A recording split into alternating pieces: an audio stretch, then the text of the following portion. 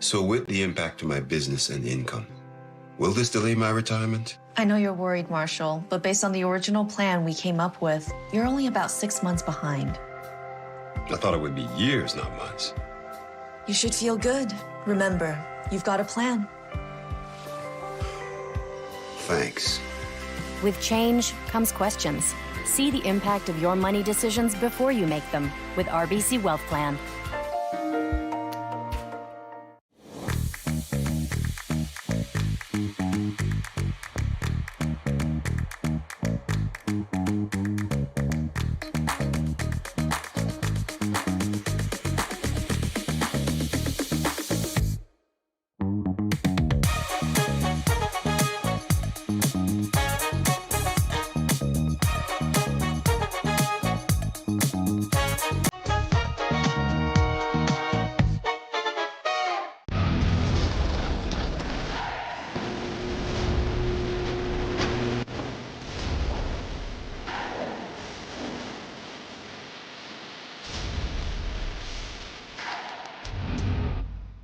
Aztec Safety is #1 for online safety training.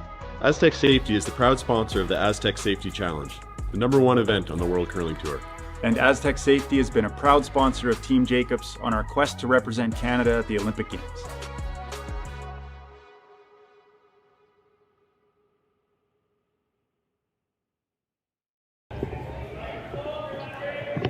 A very pleasant good day, curling fans, and welcome to the Swift Current Curling Club. It's the RBC Dominion Securities Western Showdown. We had this matchup this morning between Kevin Cooey and Ryan Jacques in a battle of Alberta. Both teams coming in needing a win this morning. We'll see what happens after the rocks are thrown. Good day, I'm Dave Schmel. I'm joined by Jason Chang. Connor Sims is on our production today. Jason, What do you know about these guys? Well, bright and early this morning here in Swift Current, and good morning, everyone. Well, of course, Team Kevin Cooey, of course, needs no introduction. This team came off the Olympic trials recently. I think surprised a few people by playing as well as they did, considering the last couple seasons they had. Obviously, they didn't quite make it into the playoffs, but seemed to be playing very well. And Ryan Jacques, a young team, we've seen them on Curling Stadium broadcasts many times before, so I think it'd be an interesting matchup. Absolutely, and full disclosure for any extra shots we take at Ryan Jacques, he's also a member of our production team. That's right. He does a great job on and off the ice. So, this could be payback for any time he's missed a commercial or missed a cut or something like that. Oh boy, here we go. Yeah, good battle of Alberta here, and of course Kevin Cooey from maybe the older generation, but of course he's got a couple of young guys on his team, and Tyler Tardy, who's of course going to the Olympics with Team Jacobs as the alternate. Tarek Martin, Aaron Schleszinski, he's been around the scene in Alberta for a long, long time before joining the Cooey team. Yeah, absolutely. Definitely a couple of great additions to the team Kevin Cooey has. And you see Ryan Jacques has the hammer, throwing the red stones here in the first end.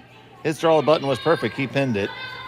That's going to be important for that team because they're coming in 0-2, needing a win.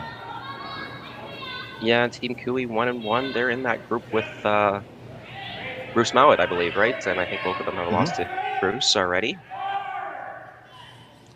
Yeah, so 2 wins, you're going to be in the playoff format for sure. That's the top 16 teams, so the winners of all the pools, all 6 pools, and then plus the others. Now, the top 2 will be in the top division, and then the bottom 8 will fight it. It's kind of like a page playoff in the playoffs.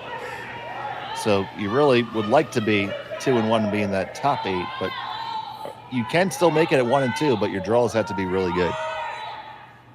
So those ties will be broken down by your shootout scores or your draw shot scores. Is that correct?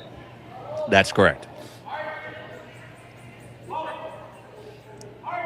So there's going to be lots of teams that make it at 1-2, several for sure, but you want to have a good draw shot. Now, we don't have access to the totals here. We would provide it, and our colleague Sean is probably sitting having his morning coffee, crunching all those numbers right now. course, we also have a women's event here too, right, Dave? That's right. 24 teams in the women's event as well, and some of the best teams out there as well. So some of those draws are interspersed. Most draws have both genders playing at the same time.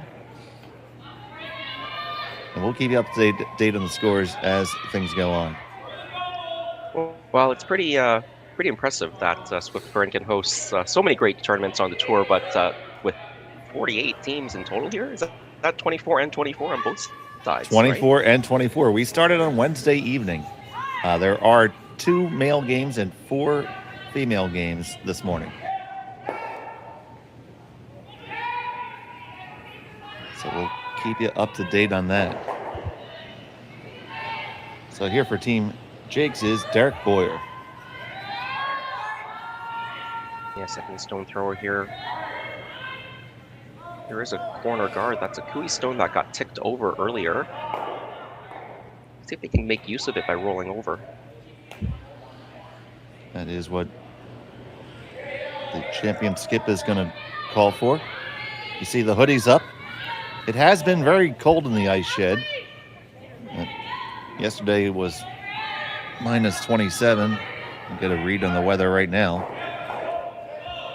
It's a little bit, yeah, it's still pretty cold, and still pretty cold outside.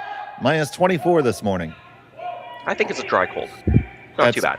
A dry cold, yes. It's well, in though that your finger could fall off, yes. It's minus 12 for those of you who use the Fahrenheit scale. But that's made the temperature in the ice shed a little bit colder. We've seen many of the skips wear not just their curling jacket, but their regular outdoor jacket as well.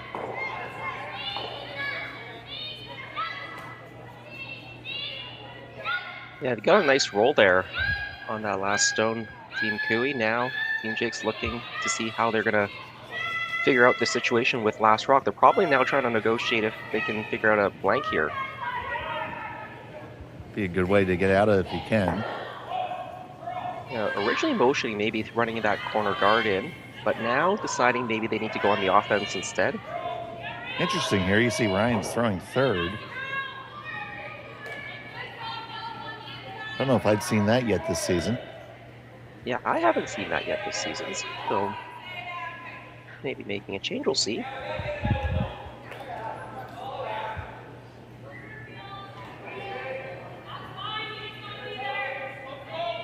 A lot of reasons why a team will do that. Sometimes somebody's a little bit better at the big, high, hard one, and that's usually need it more at third. It's often the most common reason, in my opinion. Yeah, I just never had the speed there. I know I play with one group of individuals where I'll throw fourth, but brush. Right, and I mean, you see that a lot with the European teams. I think they've more or less even pioneered it. I know the Furby 4 did that as well, but I think one of the advantages it affords, and we actually did this on my own team this year, is that it spreads out the responsibility a little bit more. When you're the last rocks thrower and have to deal with all the strategy and the thinking that comes with it, you know, sometimes if you can spread out some of that pressure and that responsibility, that could help the overall performance. Yeah, in our case, it was because the person skipping the game was far more efficient at the 6 and 7 second peels than I am. Yeah, another good reason for those top teams, they can also throw it pretty hard.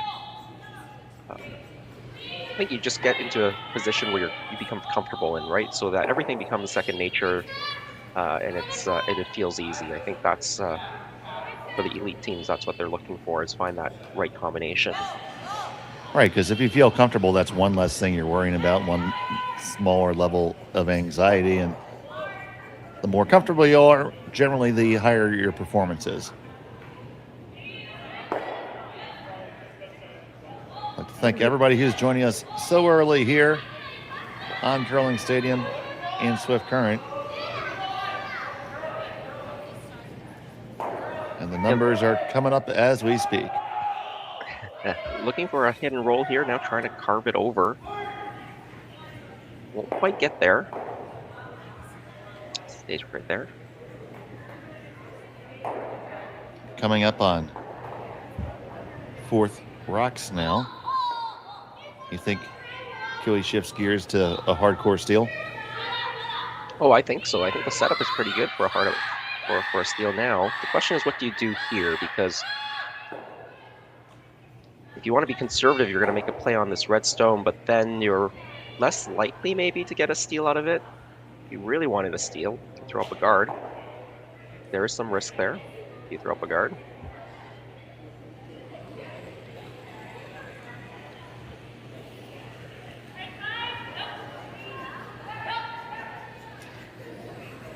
Yeah, for those of you who were with us last night, we had a late night. Games went to an extra end. Always exciting. That was the game between Carruthers and McEwen.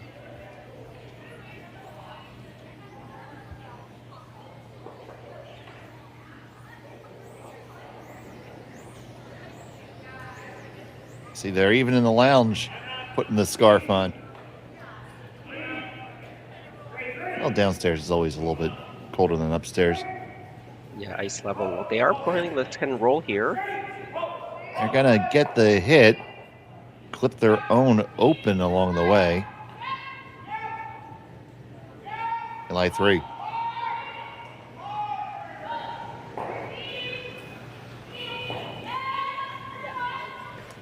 Yeah, they don't mind flipping that back one. I think what they were a little bit concerned about is if they just made the hit and rolled in front of their own stone, then you can make a double and roll behind the corner. So in this situation, Team Jakes, they can hit the back one and roll behind cover, but then you can either draw and freeze on top of it or make a short run with the yellow stone you just threw.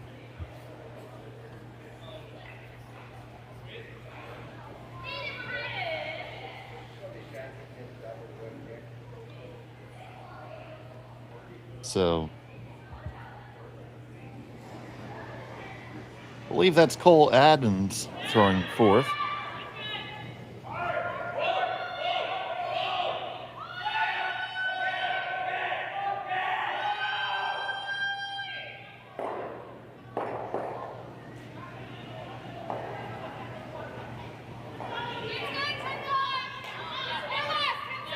Yeah, I believe you're correct.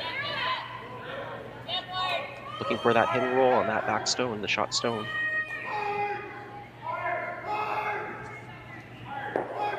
Trying to hold the line here. Soft weight. It is moving.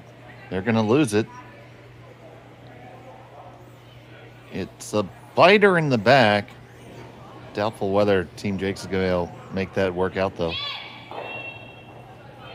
Yeah, probably won't come into play. Assuming Team Cooey can throw another rock into the rings, which I assume they will do here.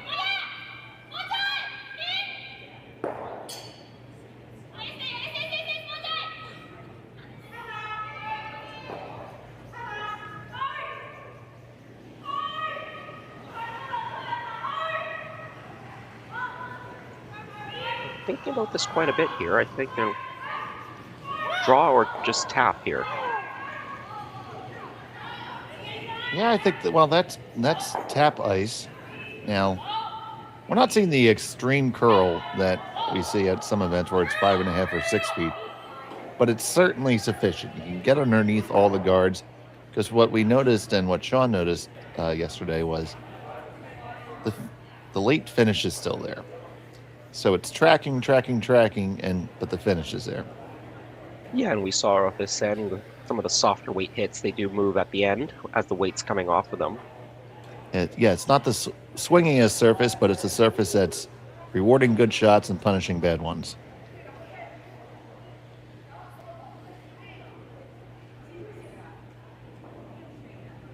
So here's Cooey with his last of the first.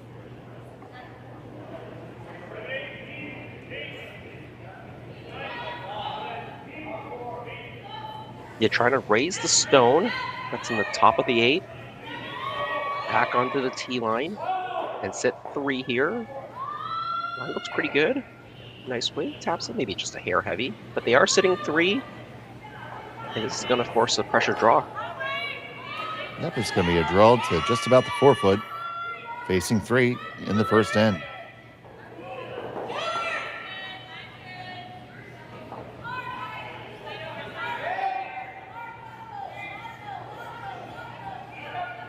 They did win the hammer with the draw to the button, so look for them to be close here. And not just to the button, on the pin. And you can see where they're putting the broom down. So, Dave, as you said, not a crazy amount of curl, but enough to make the shots. About 3 feet is what they're aiming for here in terms of the amount of curl to the button. So final stone of the first. Cole Adams.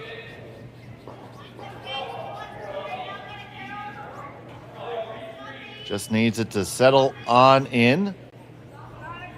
And needs to find the brakes, but they'll find it just fine.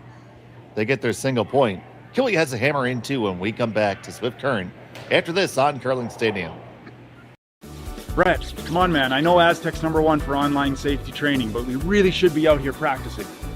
I know, guys. I'll be right there. Just let me finish this course on gas detection. Wait. Do you smell that?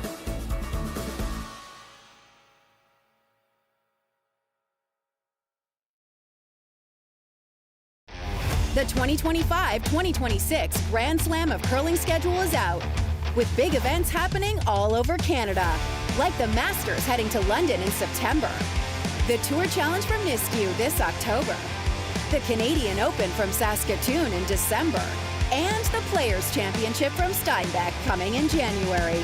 Early bird weekend and full event passes on sale now at gsocktickets.com. Let's rock!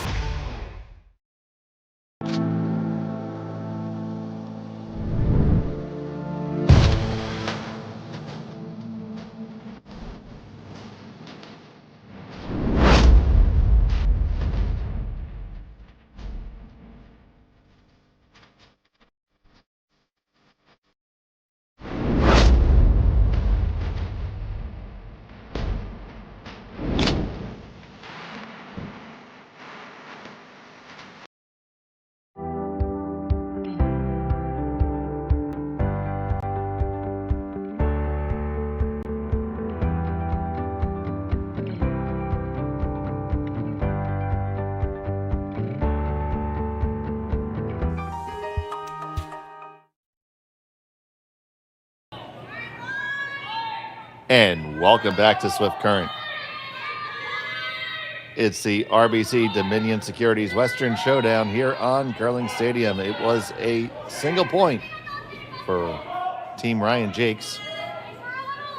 In the first end, Kevin Cooey has the hammer here, throwing the Yellowstones in at number 2. Cooey had everything set up pretty well that last end for a steal and pressured Team Jacques and fourth rock thrower Cole Adams to draw the 4-foot in order to get their single. They lay the first one in, and the center guard is coming up, and we're underway. This is Tyson Toes. I'm gonna go with Toes.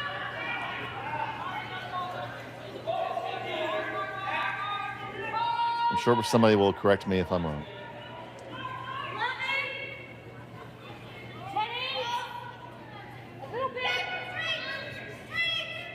That's about as nicely as he could put it down there. Directly in line.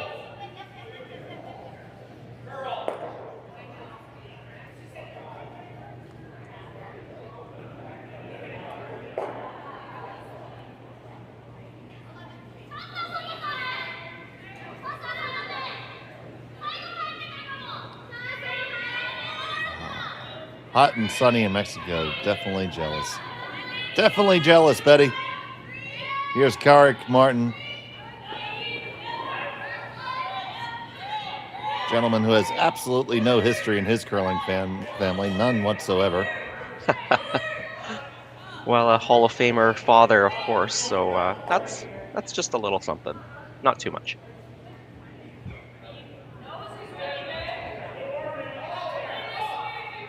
I feel like Kevin's more famous for his Inside Curling podcast than anything now. Yeah, he is one of the good guys at curling, that's for darn sure. He still does a lot of clinics as well. Yep, a lot in the U.S., in fact. Absolutely, was just at the Brimstones Curling Club in Massachusetts about 2 weeks ago.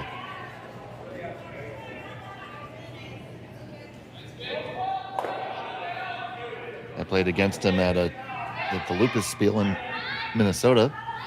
Yes, I know he's a long-time supporter of that Lupus Spiel.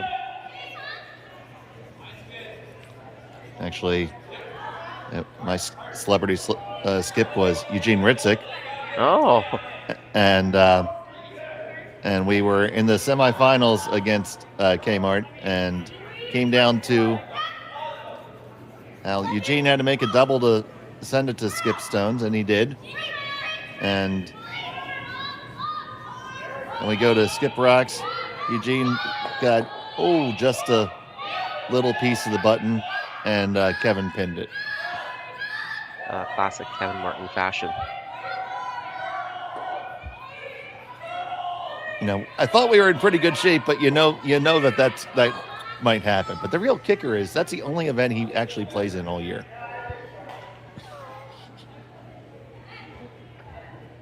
So he peaks for the right event. That's all I can explain it with. Well, I just like to say, he was saving himself to defeat me. We'll go with that. It's a much better story, I'll tell you that. A couple of nice freezes here in this end, and now Shoslinski looking to, I think, rearrange the rocks in the house just a little bit. Just tap the rocks back, try to get a better angle, because right now Ryan Jacques has a pretty good angle on that top red stone.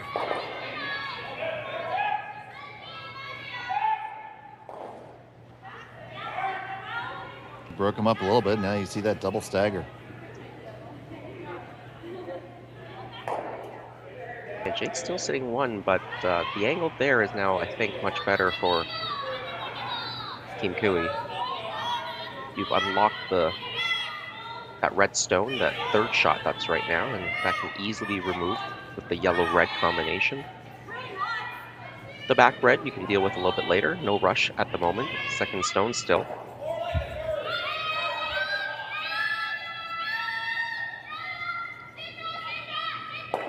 So on the way from Boyer.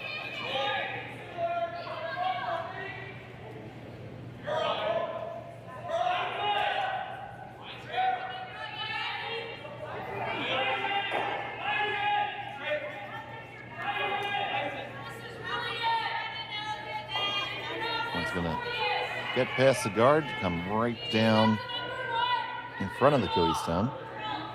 Yeah, another nice freeze there. You're just looking across 6 sheets of action, 4 on the ladies' side, and some international content as well. Team Ueno from Karuizawa on the ice, as well as the Chinese team, skipped by Wang Hui.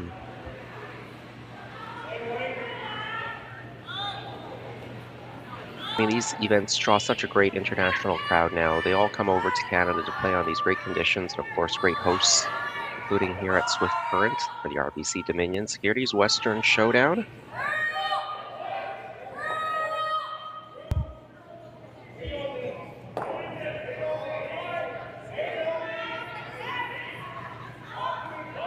So Aaron's second. Aaron, of course, accomplished player in his own right. What Cooey's done here, he's surrounded himself with players who have done quite well on their own.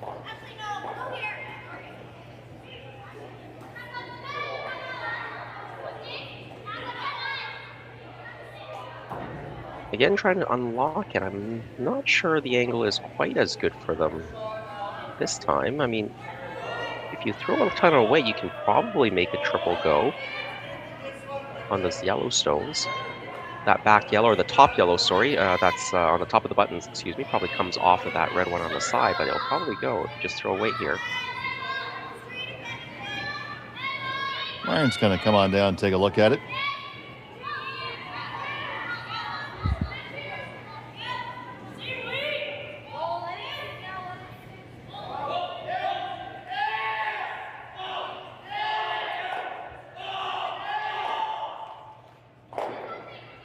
Ryan, a product of the U of A and their great curling program. Yeah, as is so many of the young curlers from Alberta.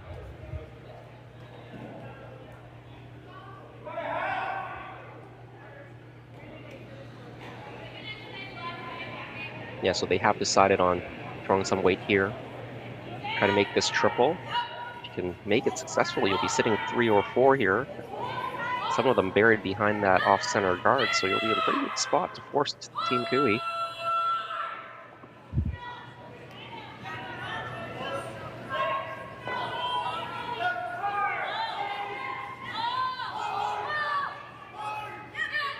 Picked it up right away, just got a little inside, I think. Still made contact with all 3 stones, but has left Team Cooey sitting shot in second after this. Just crossed it a bit too much, and therefore the angle wasn't quite right to make the triple. So you see, it's the 2 stones for Cooey. Now, as we say that, Ryan is from the U of A as they discuss this.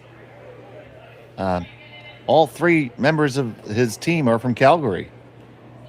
So, cross Alberta team. Yeah, it's nice of those 3 Calgarians to let an Edmonton guy onto the team. Very generous of them. Yeah, I know that there is a bit of a rivalry at times, isn't it? Yeah, for sure. Definitely on most things, in fact. Of course, hockey, the Battle of Alberta. That's the one that probably gets cited the most, but pretty much in all aspects.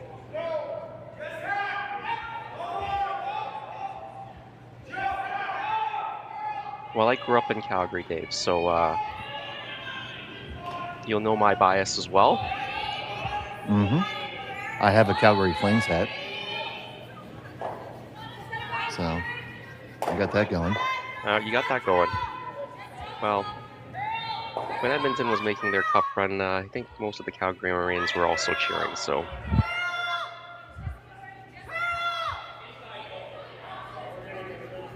We want to see the cup back in Canada at some point, Dave. You've had it for too long out down south.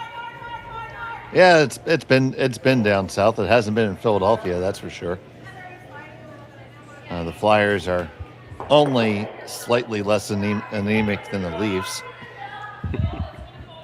That's tough to do.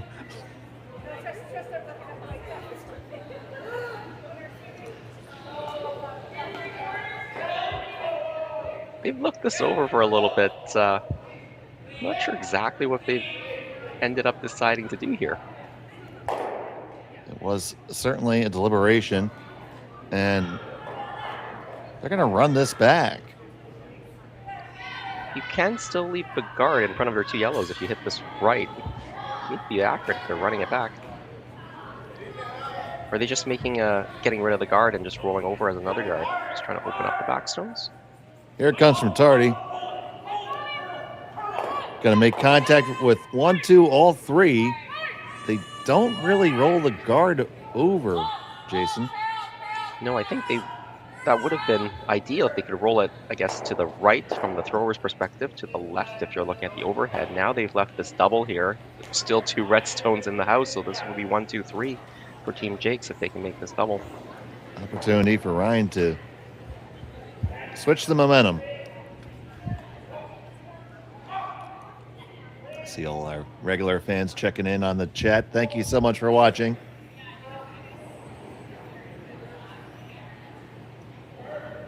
We got action for you all day here on Curling Stadium. Get your beverages cold or hot, your snacks ready, your popcorn, cheese and crackers. Got to make this over the top. It's got to go. We'll go out the side. No. Missed opportunity there.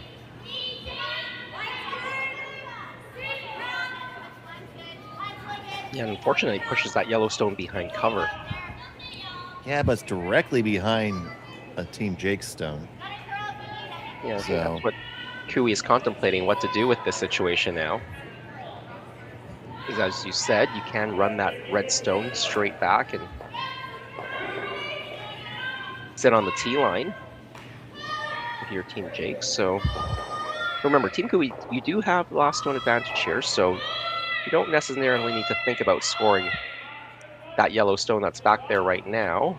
You can just score your 2 using your skip stones, or He wants to score them all, Jason. don't we all?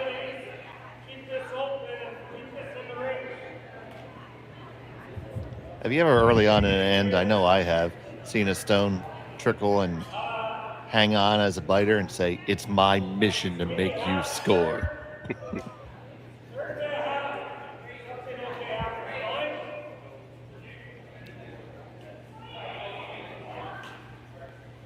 All right, gonna slash this corner guard in.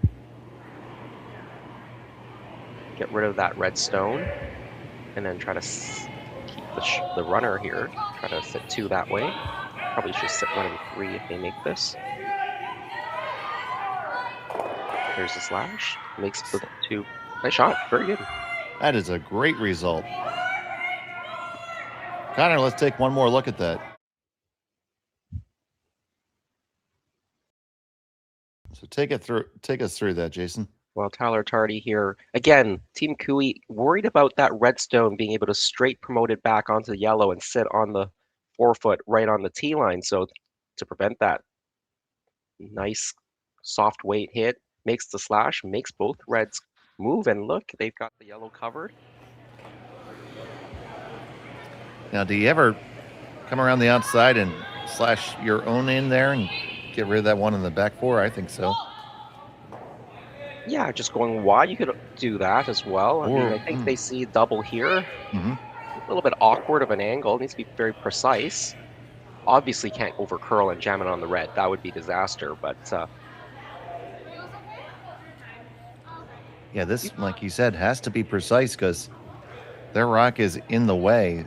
And yeah, and right now I don't think they can play a draw because if they could have corner frozen it onto that yellow stone on the back, they might throw the draw, but there's not enough finish to freeze, I think, onto that yellow, and so you just be kind of in the top of the 4, top of the button, and that yellow stone that's in the 8-foot could be slashed in. So that's why they're electing to make a play over here.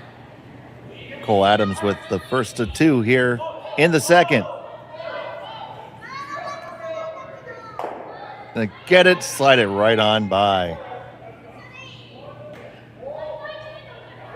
It wasn't too far off, but again, they were trying to have to protect against jamming it onto the reds, so probably took a little bit more ice than maybe they needed just to be safe.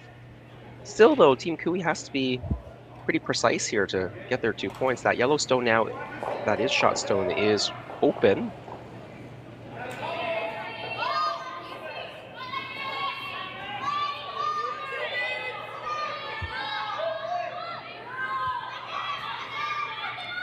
So thinking about coming top button here. Yeah, if you go top button, a pretty good spot.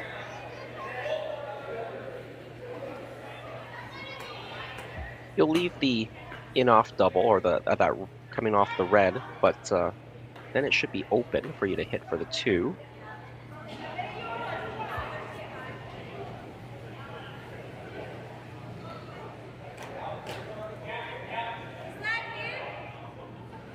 And they want it to sit on the top of the button because if they're just top 8, Team Jakes, they could hit the yellow stone, roll towards the center, and be behind the center guard and your top 8 rock. So they want this to get to the top of the button so that if Team Jakes makes the hit on the open one, it's hard for them to be shot stone. Carrick is on this one hard. Trying to get it to go.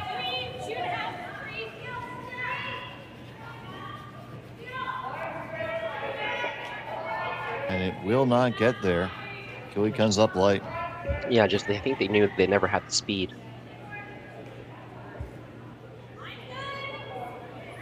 Yeah, that's a missed opportunity.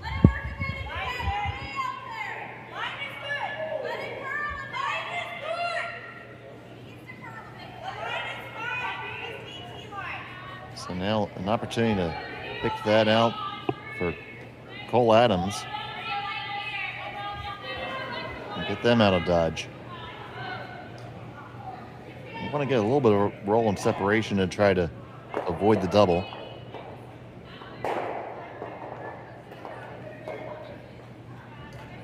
Yeah, if they stick right there, I think the high side double and blank is on, and that's probably what Kevin would play. So they want to roll, I think, to the towards the center line.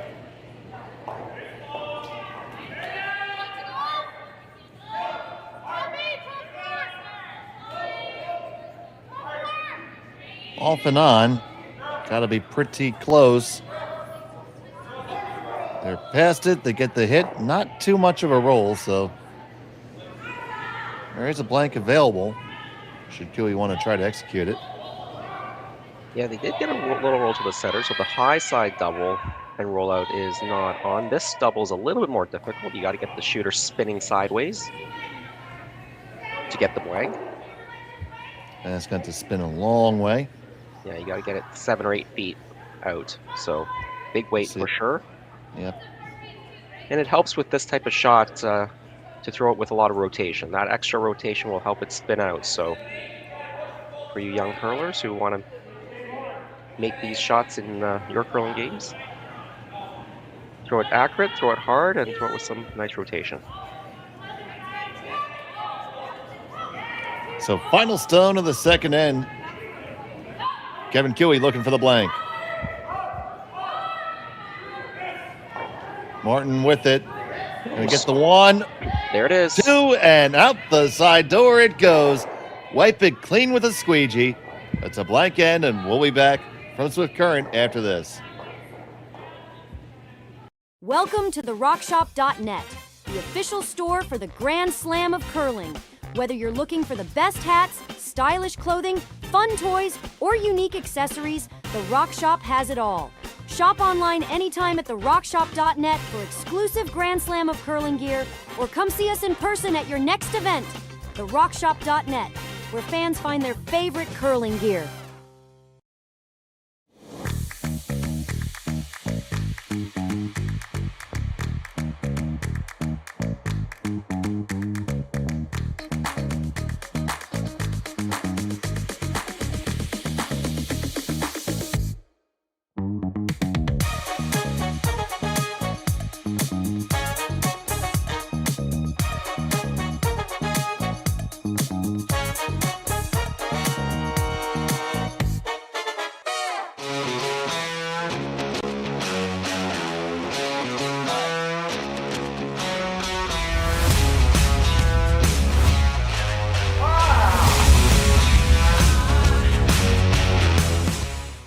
Developed over a decade in collaboration with the finest ice makers this side of the Atlantic, the Pebblehead PB5 is nothing short of a triumph of sophistication and craftsmanship.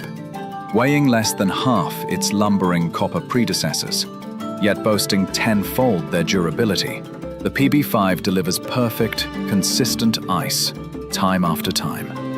The PB5 by Pebbleheads.com, the apex of ice-making ingenuity for the roaring game of curling. Well, that was really good. That's welcome back to Swift Current. Blank end in 2. Cooey wiped the slate clean to preserve the hammer. Let's take one more look at the shot to blank the end. Well, this was classic Kevin Cooey. I mean, we see him make these shots so many times in his career.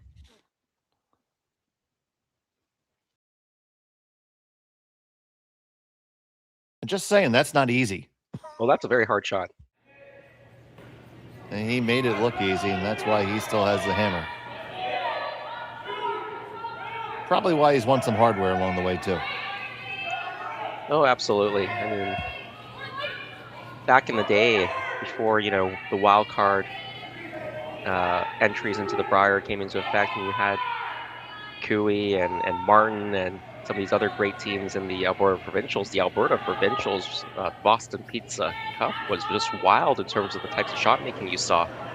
Those games between Martin and Furby and Cooey and Martin, and some of these other teams as well who never broke out because they were stuck behind those three.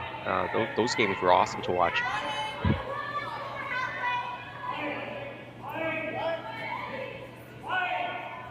So Carrick Martin looking to come underneath his own guard here.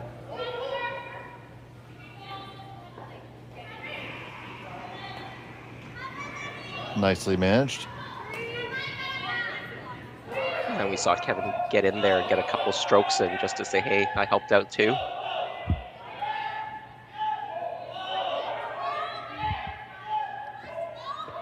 It's shake and bake, and I helped. First you shake it, then you bake it. Yeah, trying to play the chase here. And Ryan said if you happen to just clip the guard and roll towards the center as another guard, that's not terrible. Of course, you can't remove the guard if you do touch it. It's the free guard zone still.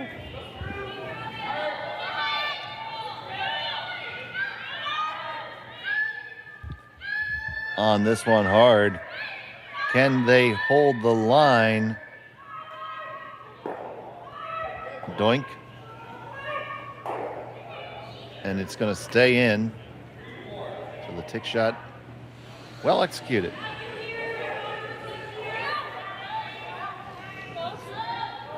Got double center guards, but I'm not sure Kevin's going to want to leave those center guards there.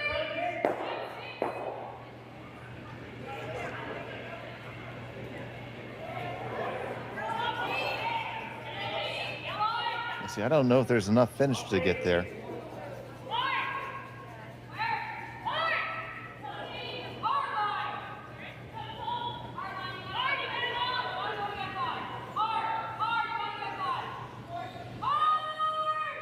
We shall see.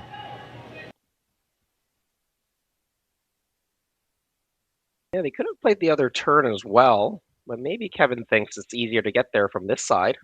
So coming on down. And it is not going to get there.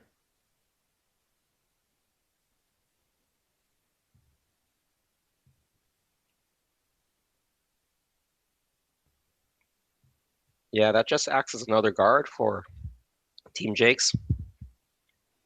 Not really usable as well with how much it actually got buried. Can't really raise that in, or can't raise it in onto the redstone for sure. So now we're just going to pop and flop in.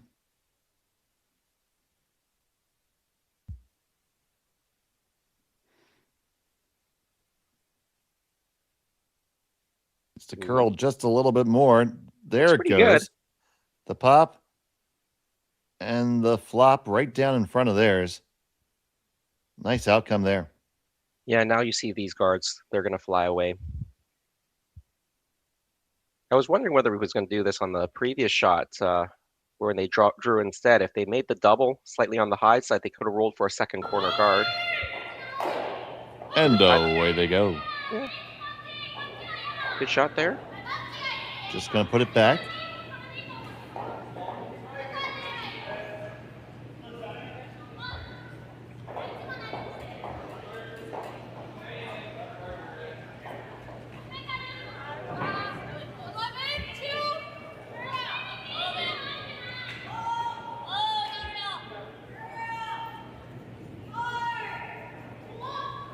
Having a look at the other sheet here on the men's side, Dustin Kaltoff got 2 in the second end to lead 2-0 over Matt Blanford.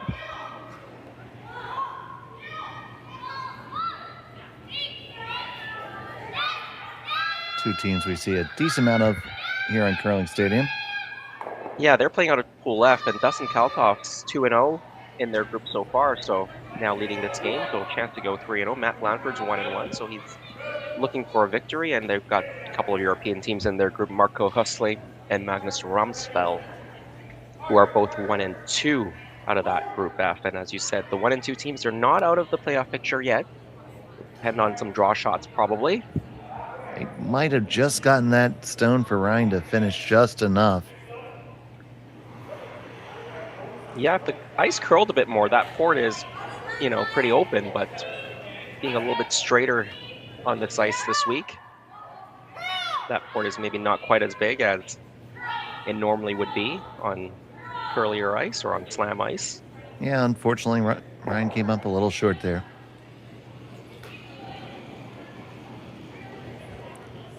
Joey thinks they can get through. Stone on the way from Tardy.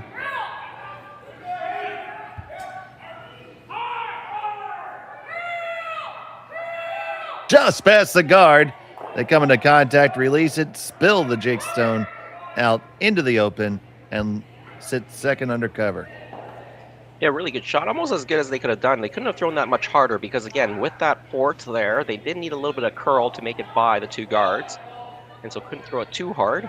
So the good news for Team Jakes is they still have a stone in the rings. That's shot Stone, and they can you can see if they can still generate a force out of this situation.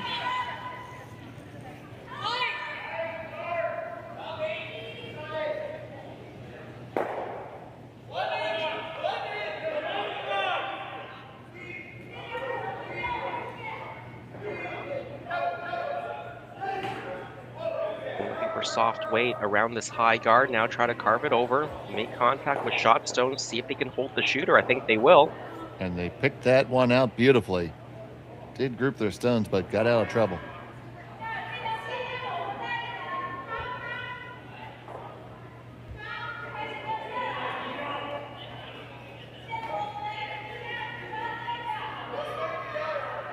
So Jake the Snake took care of that one.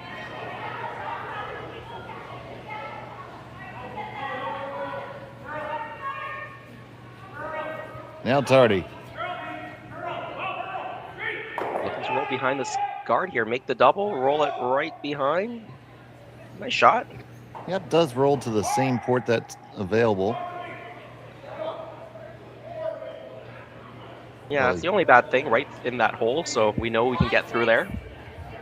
Yeah, we demonstrated it a couple times now. We have to Cole Adams to pull it off this time.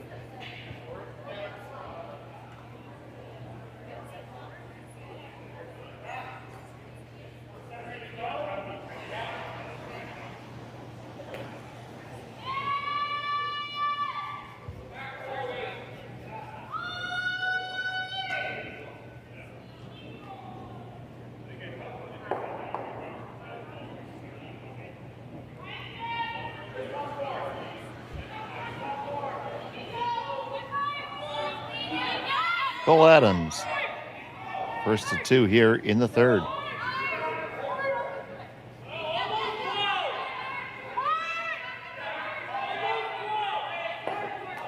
He's on it right away. Now they're by the guard, looking for some curl. Maybe get it by that second one as well. Nicely controlled there for the Wade. And they got it. Great shot. Good team shot. Yeah, anytime you're negotiating a port, it is for sure you need good communication between the sweepers as well as the man in the house.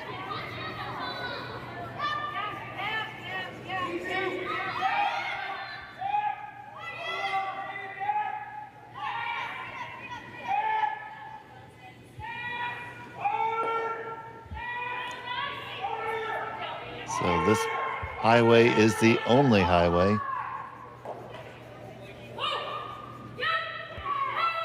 It's been so well traveled, it might as well be the 401 right now. Well, if it was the 401, Dave, there would be a lot more traffic, a few more guards in there blocking the path. Yeah, some cones. A pothole or two, an accident on the side. Kevin Cooey, his first here in the third end.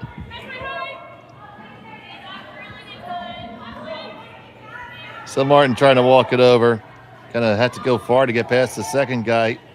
Yeah, you got it. No problem. Yeah, that's why you have a guy like Mark Martin. Big guy, sweep really hard, help you move that rock over. Made that all day and twice on Saturday at 8:50 in the morning. Yeah.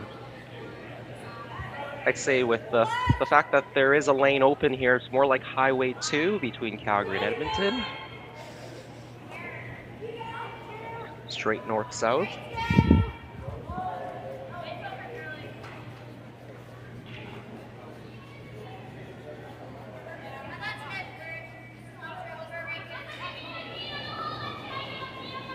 So Cole Adams.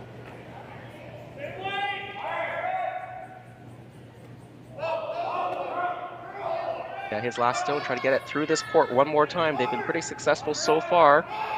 Well, they're past the Red top Deer. one.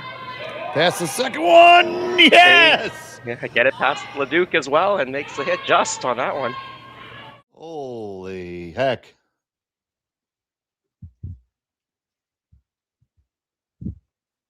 I felt the breeze from that one. Yeah, nice sweeping here. Started working hard on the carve and just gets it past that yellow stone, which I was calling Leduc. That's actually a very pleasant drive between Calgary and Edmonton. Done it a few times, and but really, they could really use a high-speed train connection between Calgary and Edmonton. That would make life even better for those. I mean, we live can out. say that all. We can say that all through the U.S. too. But I did see they announced a high-speed corridor between Montreal and Toronto. But anyway, looking for the blank. Kevin Cooey, final stone of end number 3. Yeah, needs to Sorry, run all over it. 1, No 2, problem. blank it up. And the blank goes in the books. He'll have the hammer again in the 4th end, and we'll talk more traffic on Curling Stadium. Hey, Mark, you ready for this game tonight? Yeah, I'm excited, man. Cupsy, what are you doing over there? Don't worry, boys. Was just on AztecSafety.com, took a fire extinguisher safety course. Paul, I'm putting out the fires from now on. Woo!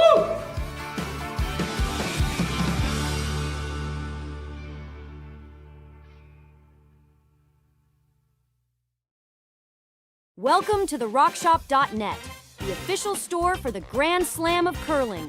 Whether you're looking for the best hats, stylish clothing, fun toys, or unique accessories, the Rock Shop has it all. Shop online anytime at the RockShop.net for exclusive Grand Slam of curling gear, or come see us in person at your next event. The RockShop.net, where fans find their favorite curling gear. So with the impact to my business and income, will this delay my retirement? I know you're worried, Marshall, but based on the original plan we came up with, you're only about 6 months behind. I thought it would be years, not months. You should feel good.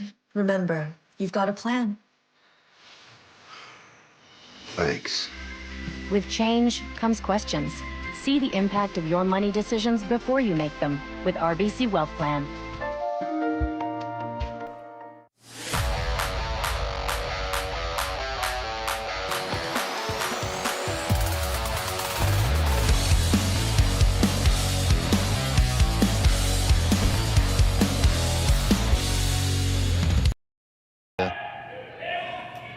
Welcome back to Curling Stadium. It was a nice blank and executed by Cooey. He's going to try to get something going here in end number 4.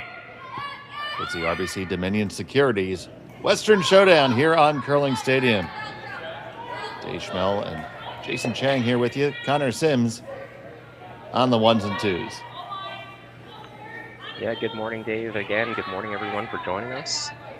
2 great blanks over the last 2 ends for Kevin Cooey. Not easy to make a run back, lose the runner, lose the one in the house as well to get the blank, and of course that double and make your shooter go away and previous. So it is still 1-0. Team Jake's leading Team Cooey after 3 ends.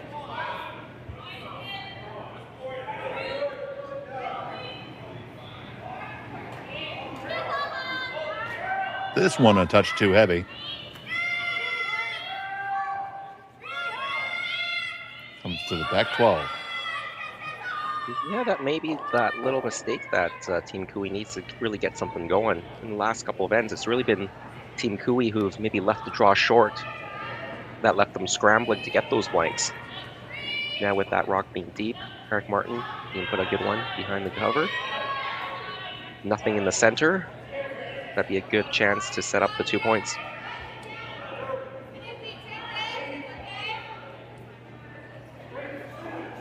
This one finishing hard is going to be really close to the guard, just by. And it's going to peek out the other side a little bit, but I think that's just about the perfect amount of berryage. Make new words here on Curling Stadium. Yeah, if they tried to chase that Yellowstone, it could jam easily on the back red as well, so that's just fine right there.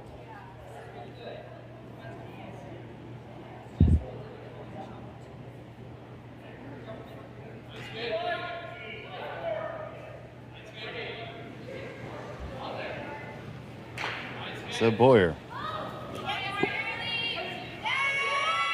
Not really laying a stick to this one yet. Weight doesn't look terrible.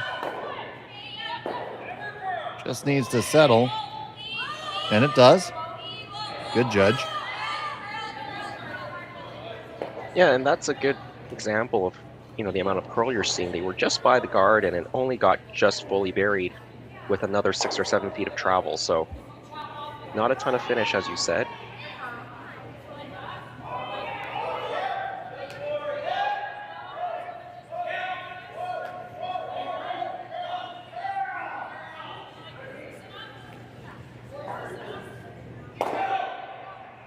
Just rips off the top one.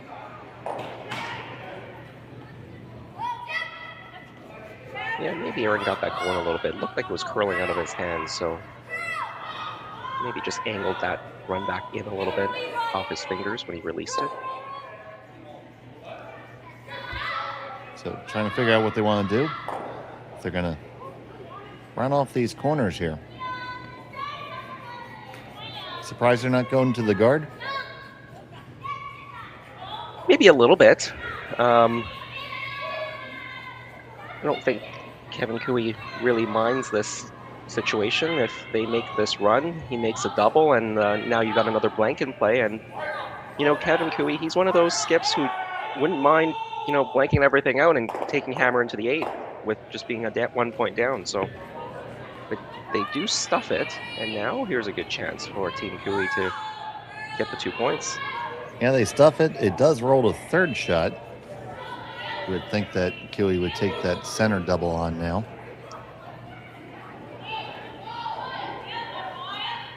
Yeah, I agree. If you can make the double and fit 2, your 2 rocks will be pretty spread out.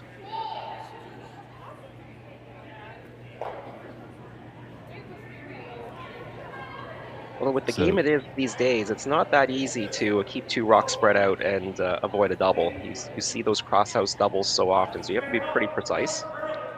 Oh, absolutely, for sure. Now Martin with the last couple licks. Push it back. Split them off. Will it get all the way out? Yes, it will. Sluchinski cleans house.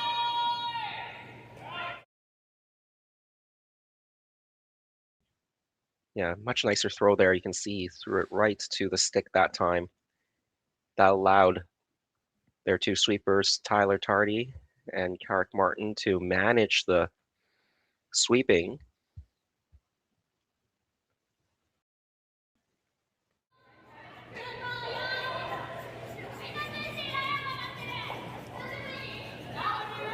So now here's Ryan Jacques. First time we've seen something intentionally thrown all the way out here. Looked like he was sliding a hair wide to me, but let's see if they can carve this back a little bit. They're trying to get the roll in to start grouping those stones and set up a double. Didn't get the roll, and now Kevin has a chance to make use of this corner guard. Just draw right around it. It's his second shot.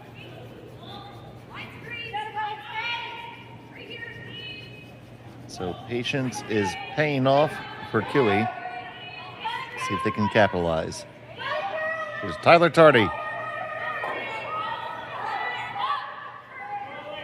Yeah, Canadian World Junior Champion skip, future Olympian, and social media sensation, Tyler Tardy. Indeed, indeed. I do like the videos where he sets up a shot and sees how long it takes him to make it.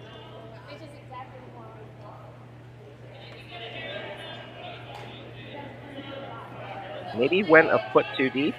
We needed to get it buried so that it didn't leave the the natural double. This one's quite flat, but because the rocks are close together, it's probably makeable. Absolutely so. Peel weight coming from Ryan Jacques.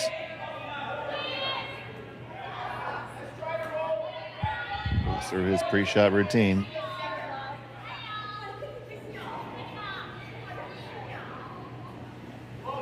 It's on the way. When I look at Ryan's delivery, and you said, of course, out of U Alberta, and another guy out of U Alberta is Brendan Bottcher, and that, and how he finishes his release really does look like Brendan Bottcher's finish.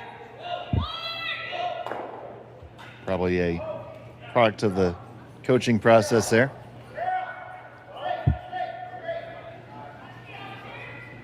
Process, if you like. Both pronunciations acceptable to me.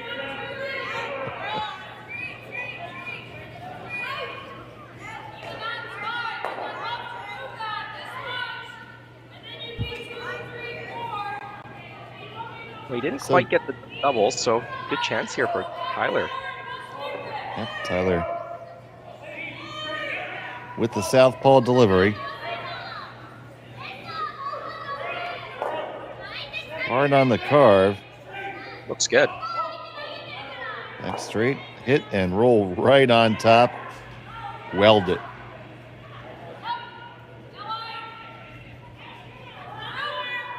Question is, can you get them both going off of there, Jay? Yeah, I don't think that shot stone is going to move very far if you try to come in off of here. It might be your best play still, because you don't want to be giving up 3 here.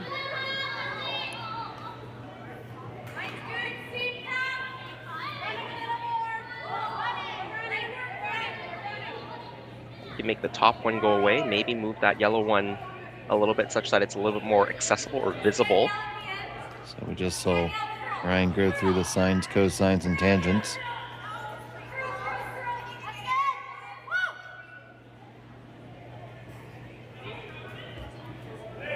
Paul Adams trying to get their team out of trouble here. First to 2 in the fourth.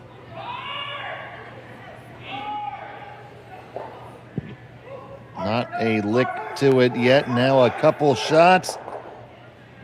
Get only the back one. That was hard to do, just to get the back one. I think they just maybe missed the sweep a little bit. It just started moving on them.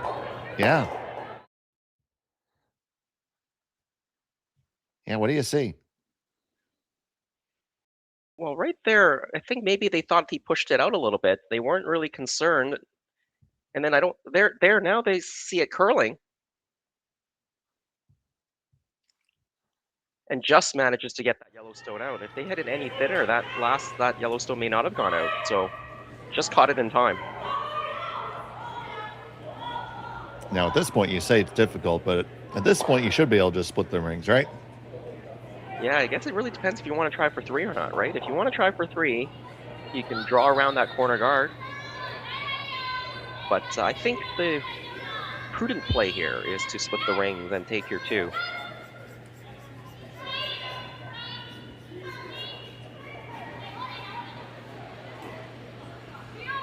I think that's what they've decided to do.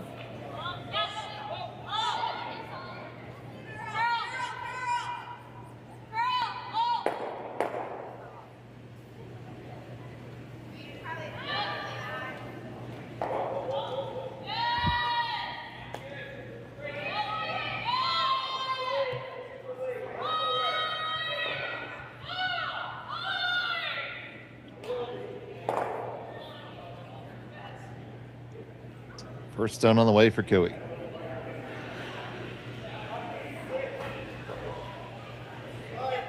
Yeah, that very recognizable Kevin Cooey, small little lift delivery on his draws. Of course, he does the full swing on his takeouts, or especially the harder ones. They're trying to get this to the back 8 here. They don't want to leave a hit and roll behind those stones around the corner, so that's far enough. So I think you're just going to see a hidden stick here. And then if you exchange hits, you've got 2 points if you're Team Cooey. Yeah, if the ice was just a hair swingier, I'd say you might actually be able to take on a redirect there if you had to do it,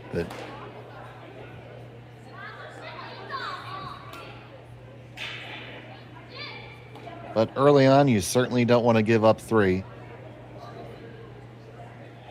The deuce is acceptable.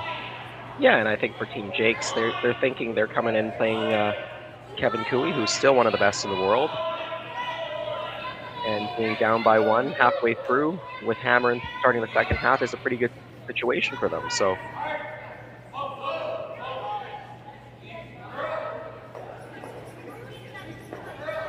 Puts his pants on the same way as the rest of us, Jason. Always have to look at it that way when you're playing somebody. yeah. 4 people on the ice, you're going to shake hands and throw rocks and see what happens. Now that stone sits there as shot stone, so Kevin will have to throw a hit at this rather than making the same draw. So could also play the same draw and just tap it an inch, but going to the out turn hit.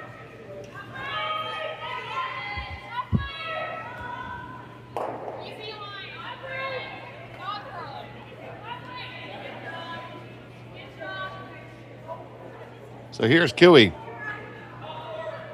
Final stone of the 4th.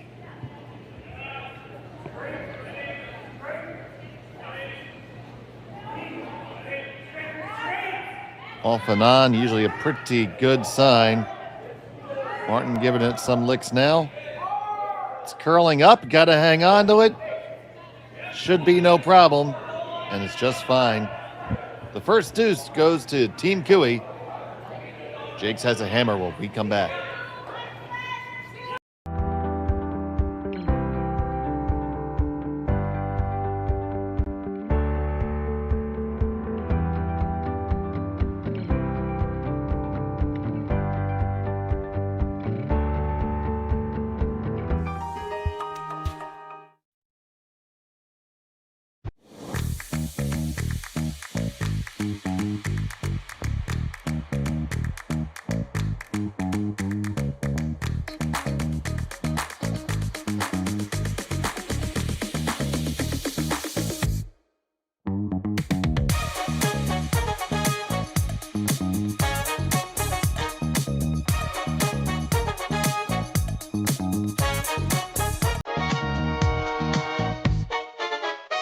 Hey Ben, what's the Aztec Safety online e-learning website again?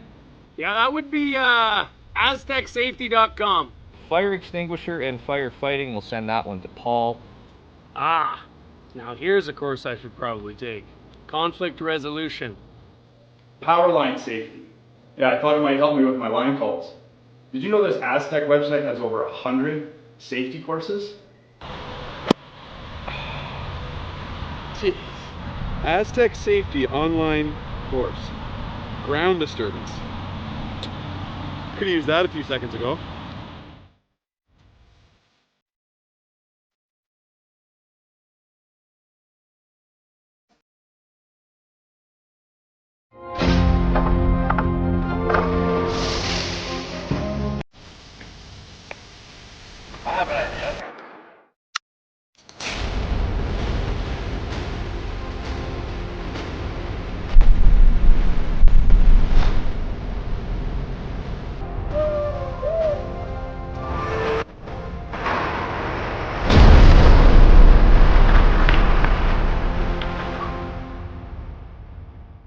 A few people. Welcome back to Swift Current. Cooey drew first blood here with the deuce. And Jason, that developed over time, but it ultimately was just one shot that really made it possible. Yeah, I mean, Team Jacques, they had a chance if they wanted to guard the situation in the house. They decided that that corner guard was the most dangerous. Team Cooey had that rock buried behind the corner. They tried to run it in. They just stuffed it. And then Team Cooey managed to keep their 2 rocks separated enough to generate the 2 points at the end. So wasn't a wrong call by Team Jacques, but just misexecuted just a hair, and 2 points go on the board.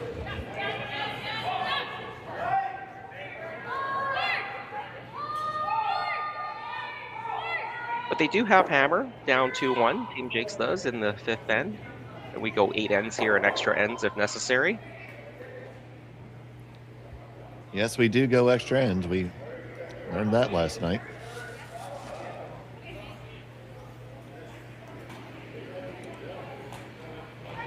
Interesting guard arrangement here. Yeah, building a bit of a wall here.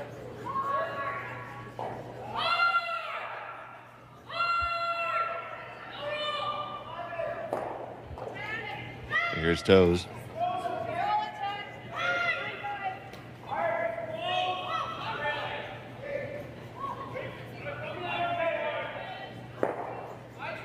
Adams. Now Boyer will chime in and give his contribution. Well by this guard here. By it by miles. Looks like they overswept that. Yeah, could have maybe left it a little bit longer. Then try to finish it at the end. They were sweeping it, thinking it needed a little bit of carry, but it got there mostly by itself, so. Well, then again, on this side of the ice, albeit on the other end of the sheet, they had that unexpected curl on the outside, so maybe some of that was in their minds. Yeah, this stone looks a bit tight, though. Looks and is. Maybe just light, if anything. That's would have just been a tight guard at best.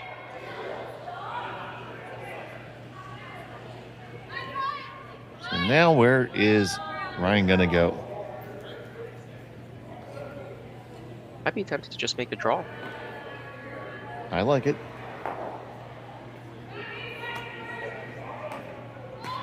I honestly don't mind going through that hole. If you happen to just rub on one of the front guards, you might just leave another guard and protect that stone that's in the back of the, or on the T line there, on the side of the 4-foot, mostly in the 8-foot.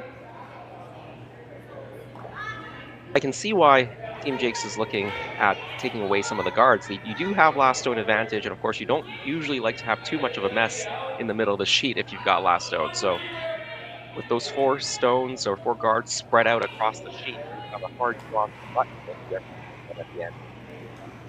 I don't like the side.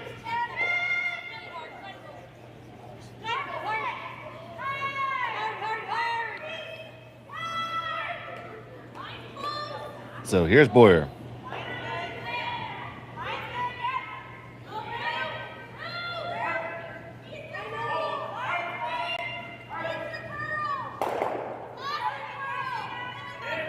Yeah, that's a good shot. She's moved all the guards to corner guards now, so you have last stone. That's what you like to see, the corner guards rather than the center guards.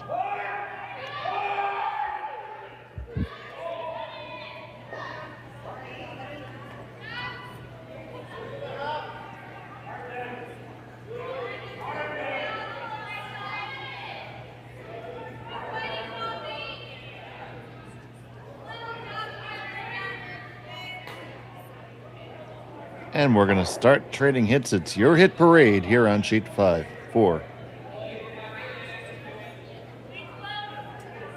And just as you say that, Ryan's going to change gears here and just use these corner guards to make a draw. Ryan heard me say that and decided he was going to make me look foolish.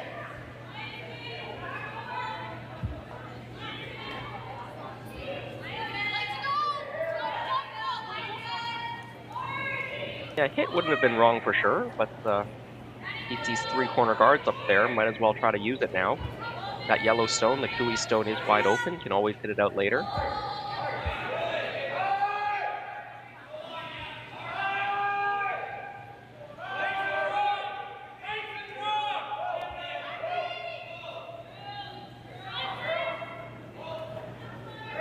Looking quite good here.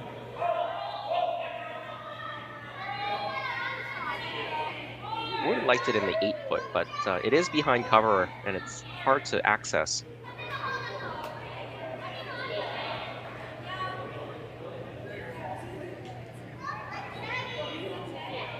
Yeah, Kevin sees the problem here and going up to make the double peel on these guards.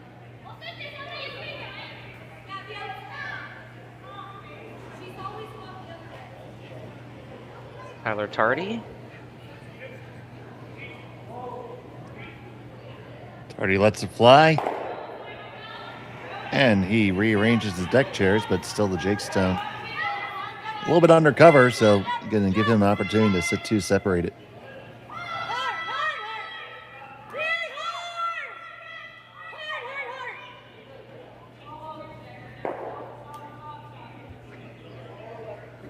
Yeah, trying to roll it behind the other corner guard. You might leave a thin double.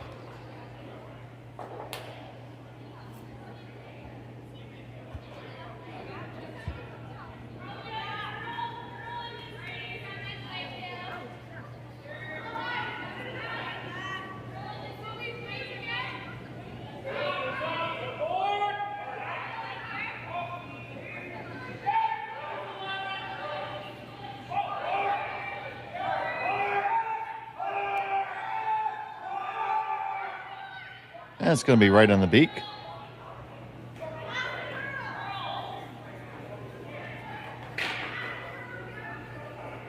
So looking to throw board weight here and hit and spin on over on top of this.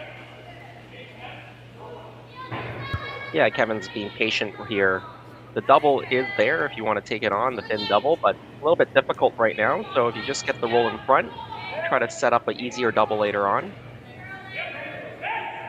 Because if you miss the double, then Team Jace can really split the rings and make it almost impossible for you to get out of this end. So, Oh, big scrub out of Karik there to hold it. We had at least 8 of the 50 shades of Karik's face.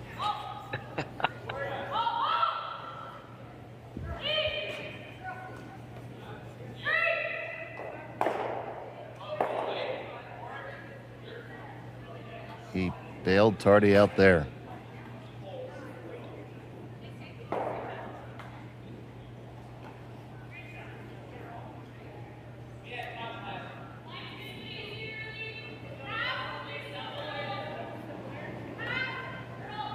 So Ryan Jakes. yeah, see if he can make the hit and not leave a double for Team Cooey after the stone comes to rest. They get it right behind this corner. And that is well executed indeed.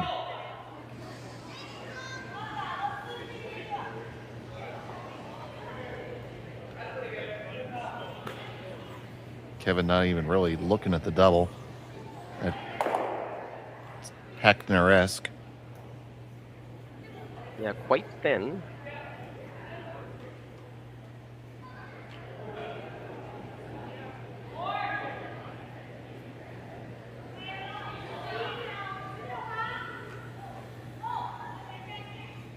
Yeah, good opportunity here for the 2 points right back.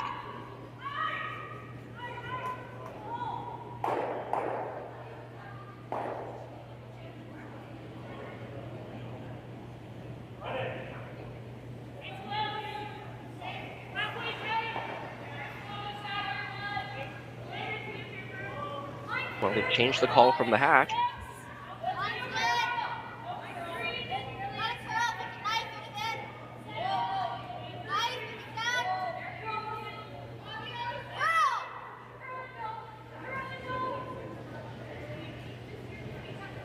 Taking on a shot with Wade here. Kevin Cooey is first of the fifth.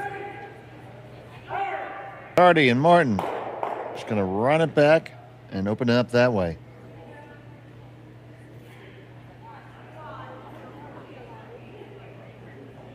I would think he would come underneath the yellows, wouldn't you? Yeah, I think if you can come under yellows, it'd be a really nice shot there. The problem with going there is Kevin Cooey can make the hit and roll red and roll it to the right from the thrower's perspective and hit shot rock and buried.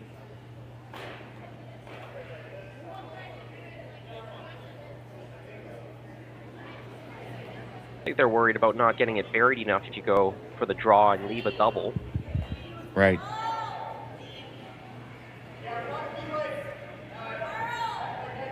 Certainly if the ice curled a bit more, had 4 or 5 feet of curl, then I would definitely be going around the yellow guards. having another look at it now. Yeah, we're going to have a mound visit here by Derek Boyer.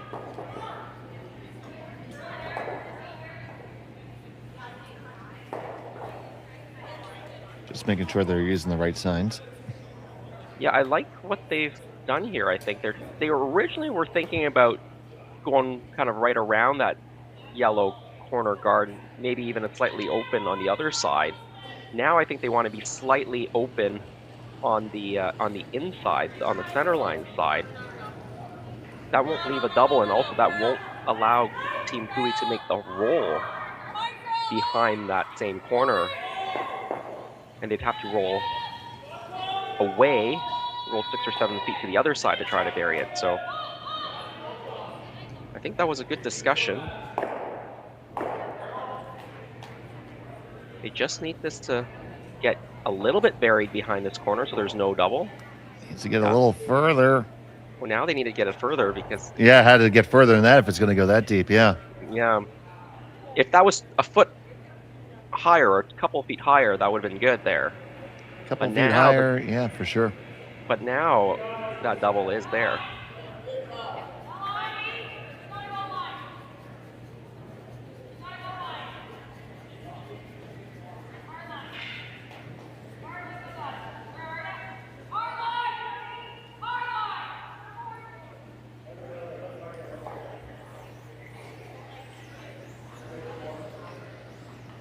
Yeah, that red stone that was just thrown, if it was kind of top 12, maybe biting the top 8, but edge to edge with the other red stone, then you would have had no double. Kevin couldn't roll behind the near side. They would have had to roll 6 or 7 feet across the other side of the rings if they were to make the hang roll. Now the double is on.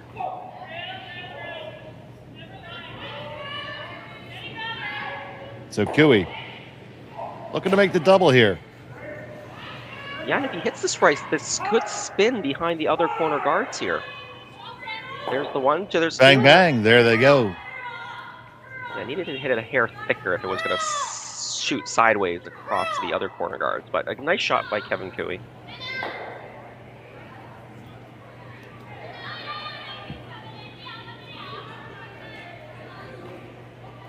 Blank's not terrible for Team Jakes. This is an odd end.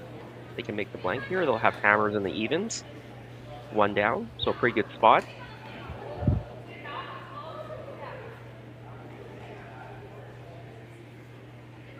So Cole Adams for Team Jakes. Final stone of the 5th. Looking to peel this out for the blank. Off and on, pretty close. And pretty good. The blank is in the books. They'll have the hammer in 6 when we come back to Swift Current after this on Curling Stadium. Brett, come on, man. I know Aztec's #1 for online safety training, but we really should be out here practicing. I know, guys. I'll be right there. Just let me finish this course on gas detection. Wait. Do you smell that?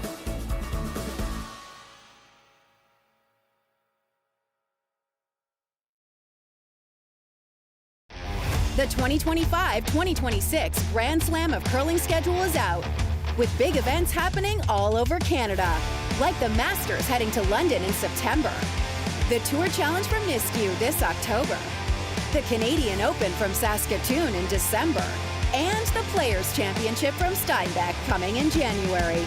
Early bird weekend and full event passes on sale now at gsoctickets.com.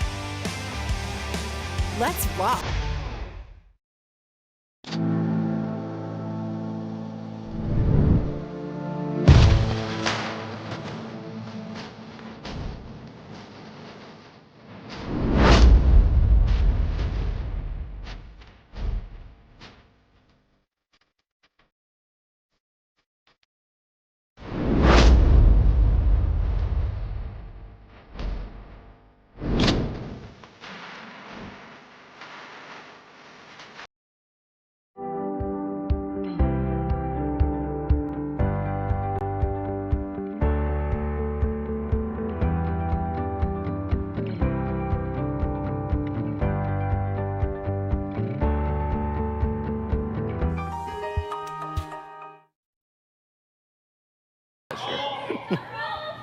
And welcome back. 6-10. We had a blank in the fifth. Jacques has the hammer.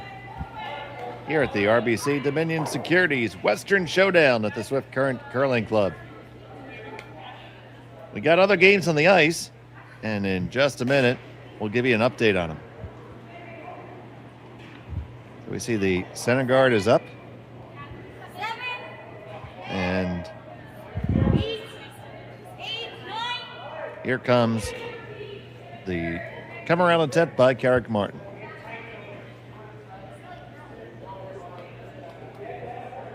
Yeah, try to make good use of this center guard here. Team Kui, they'd love to steal in this end as an even end. Absolutely. Or blank is they're happy with. They don't want to give up 2 here, but we'll see how this end plays out.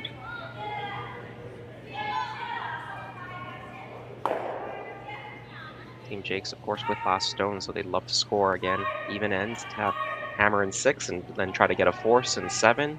Take hammer coming home. That's how you can win the game. You're talking about some of the other games on the ice. We have 4 women's games still in this pool play. Penny Barker leading 3-2 over Taylor Reese Hansen. There after 5, Penny Barker from Moose Jaw, Saskatchewan. They've got hammer in 6. The Japanese team, Ueno, leading Jolene Campbell 5-3. That's just halfway. After halfway, they're finishing up the 5th end. You can see on this wide shot, most of the game is still finishing up the 5th. As they're operating away from the glass. Ueno has that 5-3 lead. They have hammer in that 5th end. Kate Cameron leading 3-2 over Christy Watling. Watling has hammer in the 5th end. 3-3 tie between Hui Wang of China and Selena Sturmey. They're also in the 5th end. Team China, Hui Wang, they have hammer. And in their other men's game there, see Blandford is up by 1 over Kaltov, but they just had a score. We'll see what that is when it comes up, and we'll let you know.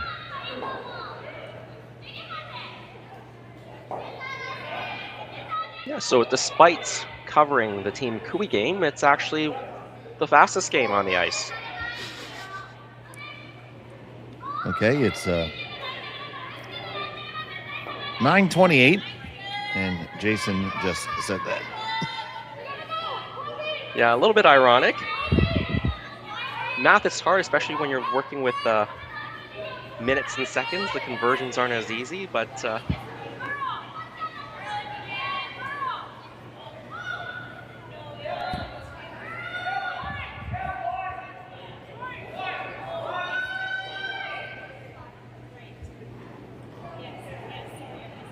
so with that Kui stone dead buried, it's time for Team Jacques to open up the middle. This one's way out there. yeah. Oh, interesting. Oh, no. Yeah, I thought He they may have gotten a little bit luckier, and maybe that both red stones would kind of stay in the rings, but it just got it wide, right out of his hand. Yeah, save its watch his delivery here. Yeah. Just a little bit of a strong pop here, and as you mentioned, Dave, the ice isn't too curly here.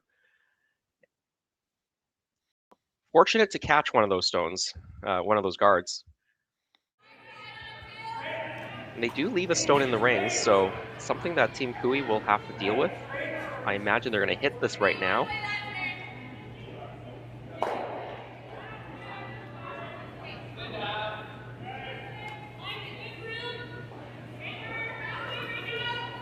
And with this kind of setup, maybe Team Jacques is looking at now trying to just blank this end out.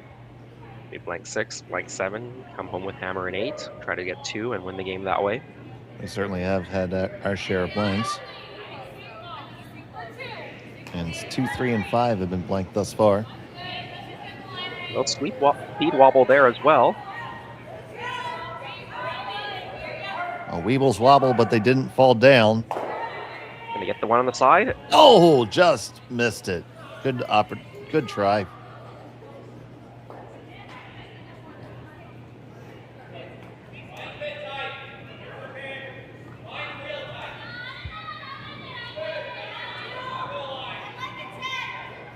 So Team Kui now trying to spread 3 rocks out in the rings. And it'll be quite a tall order for Team Jakes to not be forced. Yeah, if this draw is good.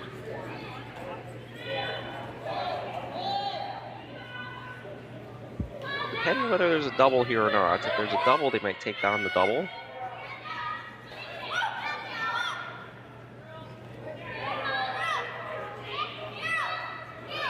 They just try to roll it over.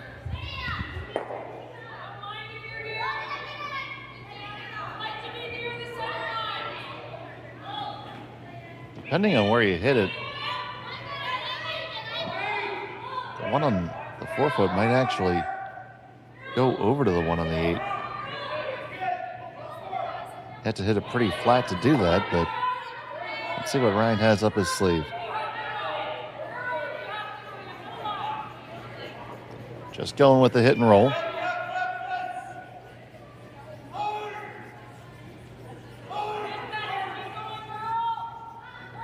This one's really thin, slides underneath.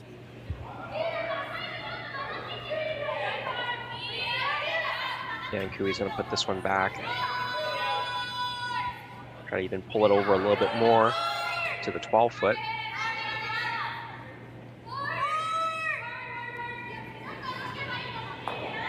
And if Tyler can make this shot, then I think Team Jakes maybe needs to think about a different way. If the blank doesn't look like it's in play anymore, you may try to lay down a freeze. You can force Kui to blast one of their own stones out.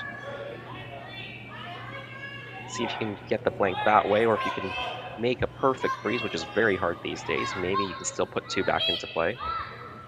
But with this rock slipping to there, I think you're going to see a double being played. And they're taking a look real quick, is Adams, to see if it does go over that way. It's going to get close. There's a possibility of making all 3 fly. Yeah, that angle is a little bit greater than 90 degrees, so you're going to have to cheat a little bit to get all of them to go.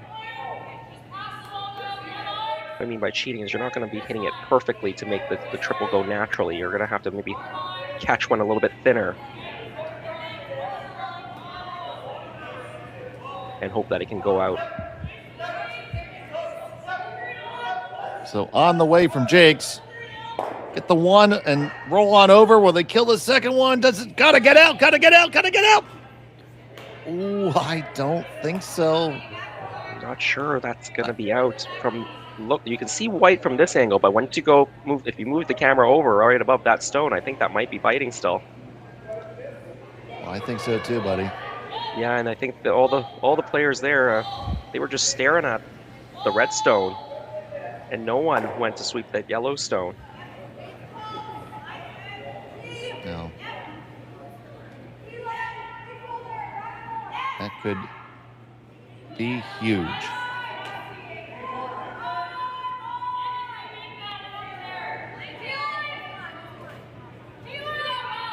I mean, Kevin's got to be careful here with the hit. That Yellowstone is back there, so you don't want to jam on it.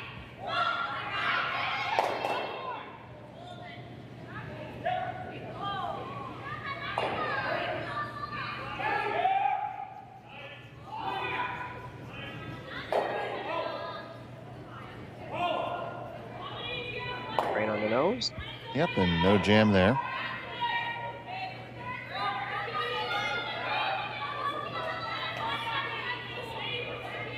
You gotta try it, right? Oh yeah, I think you gotta try it now. Only 2 stones left. I don't think you're generating 2 out of this situation anymore.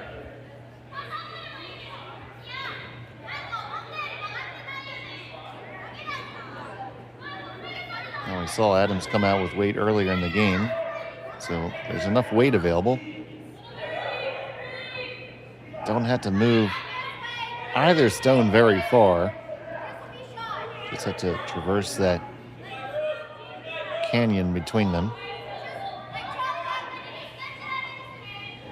Yeah, that yellow stone back there, I think they believe it's on. That's why they were looking at clipping that yellow on the way by here. Again, if that yellow wasn't on, if they had swept it, it would just been a cross-house double or just a cross-house roll over onto the other yellow stone. Now they have to negotiate a third stone in the rings that they'd have to remove if they were to get the blank. Adams looking to clean house. Get the one. Over to the second. You make the double. Hang on for shot in the back. You do. It's going to be very important whether that stone is on. Yeah, good shot. If it curled up just a hair more, they would have made the triple. You can see them trying to carve it over. They just caught it a hair too thin, misses that yellow stone on the way by.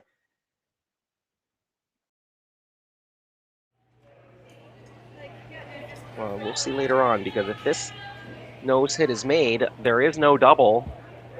And that one stone that they did not sweep, that everyone just stared at, will be the cause of force.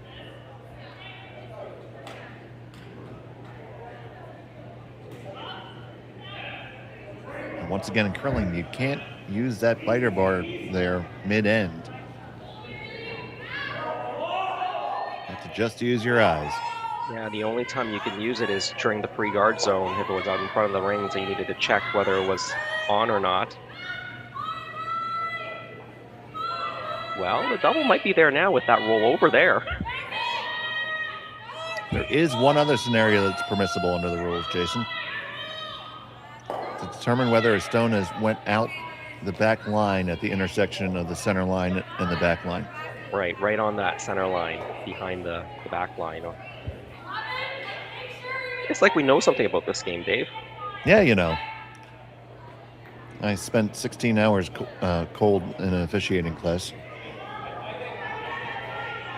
All right, skill testing question for you, Dave, since you were in that officiating class. When you are using the measures, which direction do you have to swing the measures when you're measuring? Is it Clockwise entering from the back left quadrant. Very good. That's like reflex. Yeah, I'm sure a lot of fans maybe don't know that. There is a process or a methodology to that, and you do have to go clockwise, and you have to start in a certain spot or a certain quadrant, so that's the way you're supposed to do it. If it's a 3-stone measure, you measure the odd-colored stone first. All right, so they peel that out, and the biter bar is here. All right, so the biter bar, if you haven't seen it before, is just that. That is a 6-foot piece of steel. If it comes into contact, the stone is in. It appears it did not. So it is a blank end. Jacques retains a hammer in the 7th when we come back.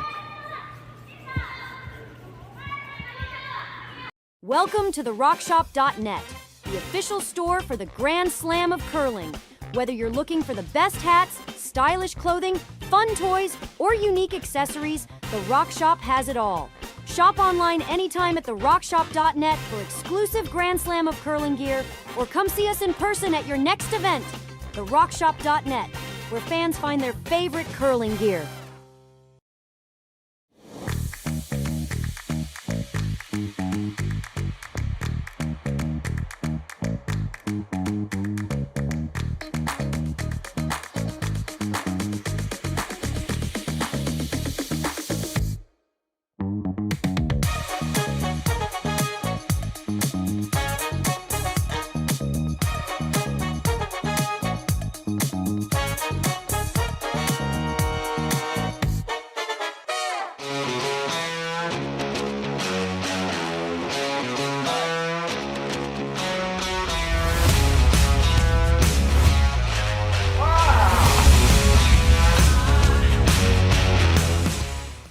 Developed over a decade in collaboration with the finest ice makers this side of the Atlantic, the Pebblehead PB5 is nothing short of a triumph of sophistication and craftsmanship.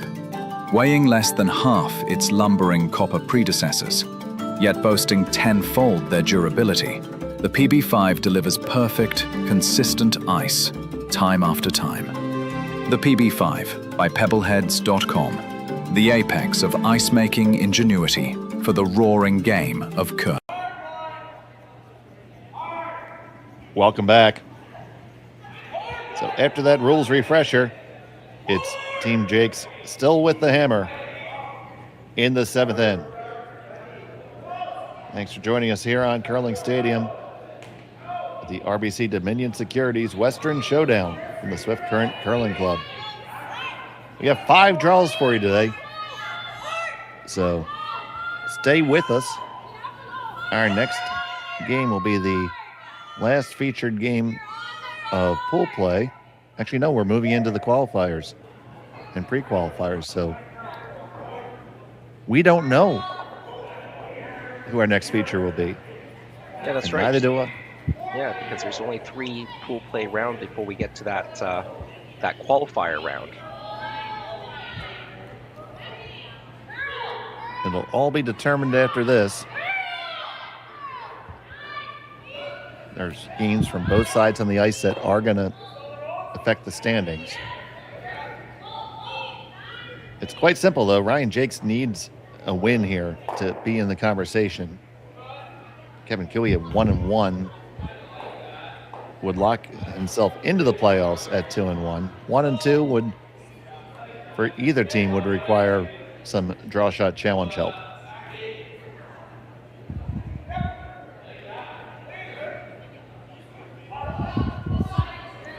Yeah, we saw at the beginning of this game, Team Jacques did put their draw shot on the pin, so that helps them out if they can pull off the win here. Kevin Cooey, they slipped a bit heavy into the back 8, I believe, so that doesn't help them so much, but we don't know how all of that shakes out right now, so you'll have to join us in our next broadcast.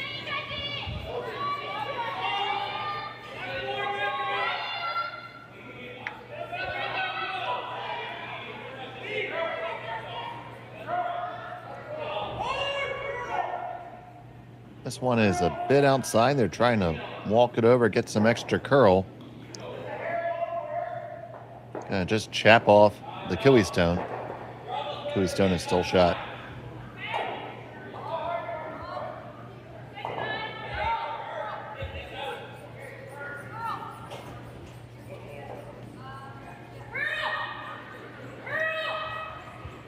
Just gonna draw in with this one here. Is Aaron Sluchinski. Yeah, that Team Jacques rock is behind the tee line, and if you're trying to force here, you want to go to the top of the rings. You've already got your own stone behind the 4, so you don't want 2 of your own yellow stones behind the tee. That'd give a lot of backing to Team Jacques to generate multiple points. So with the double guards here, that rock in the biting the top 12 is acting as a guard as well, so go right in.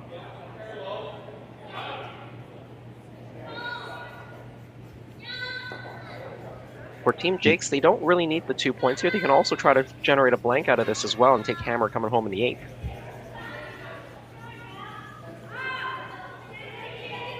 And see, we're just going to run the pile back here. Yeah, this is a good call. You're going to remove the center guards. You might leave a couple of red stones in the house after this as well. And you might leave the blank open for yourself as well, so. 1-2. Back on him.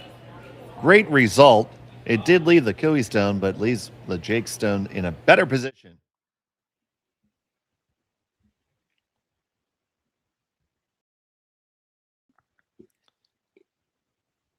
Yeah, nice throw there. A little bit of a wobble out, but was right on line.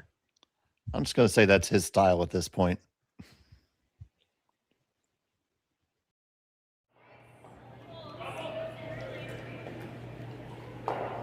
Yeah, good positioning right now for Team Jacques. I think Team Cooey, they've got to be careful now. Trying to put a corner freeze on. I think that's the right call.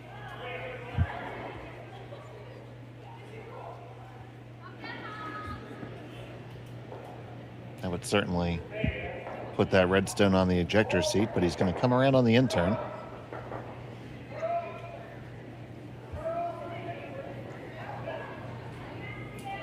Yeah, I think they were debating which turn to throw. You can't really get to the same spot from either turn, so they went with the out turn. There would have been a distinctly different end result in terms of where the rock would have ended up. Come this way, you'll be kind of covering the pin part of the button. This But one this is heavy. heavy and wide. And they will sweep it all the way back to fourth shot. That's big. Yeah, because now 3 could come into play.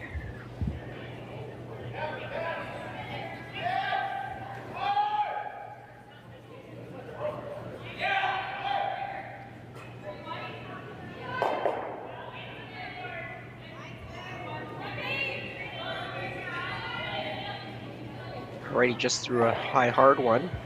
Now a nice soft weight freeze. It's a test of any curler.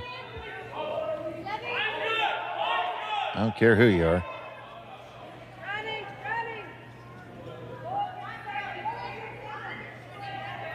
Well, by the guards, trying to get this to come over, but they're also going to Just a fraction heavy.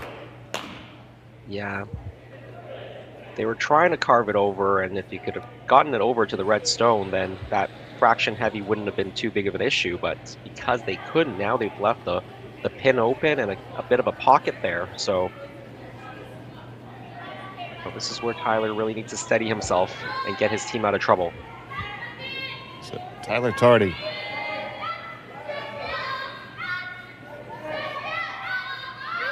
So Chinsky on this one, coast to coast thus far. Now they're both going for weight. Can they drag it there? Can they drag it there? All the way there. No, it's just a little bit light. Yeah, Tyler certainly threw it to the sweepers, but they were also sweeping for distance and kept it maybe a bit straighter as well. Couldn't carve it earlier. And now they may be able to quietly push this back and sit 3. Team Jake.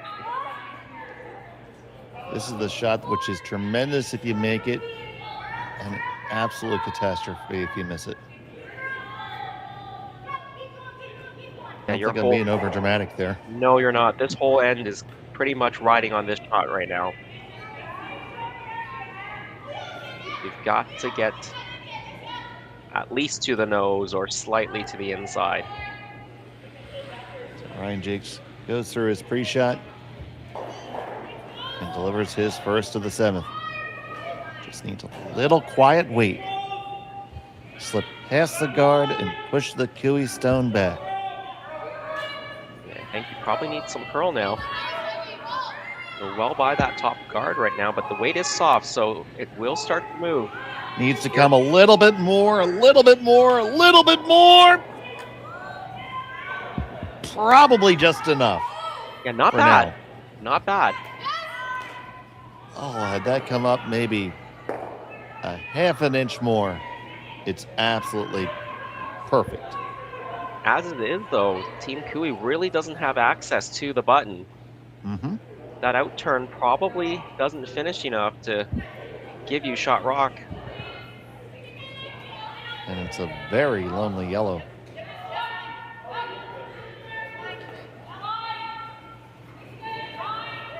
So do you see anything in run backs or trying to get creative that way? Maybe he opens it up himself just to try to make sure it's only 2. Yeah, you definitely want to. You're definitely thinking, if you're Kevin Kui, how do we make sure this is at worst 2 points? There's not a lot of great options right now. You could try to play that outturn freeze, sit on top, and sit maybe second and third shot. That might prevent the 3 from coming into play. That redstone, even though Ryan didn't quite get as much curl as he wanted, that's in such a good spot right now.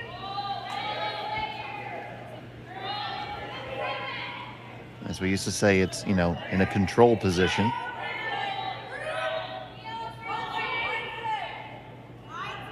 Really, all the control rocks belong to Team Jakes right now. Yeah, if you were on curly or ice with 5 feet of curl, you definitely would be playing the outturn draw. You can probably get there and be maybe shot rock because you could probably get to the center line inside of that redstone. But with the curl here, only about 3 feet of curl, that's not really on.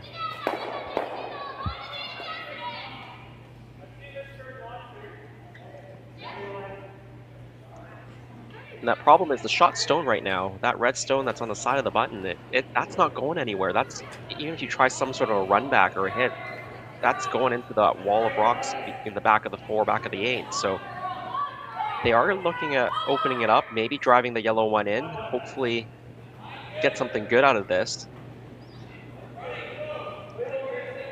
So Tyler Tardy throwing the easy weight down the center. So Chinsky picks it up right away.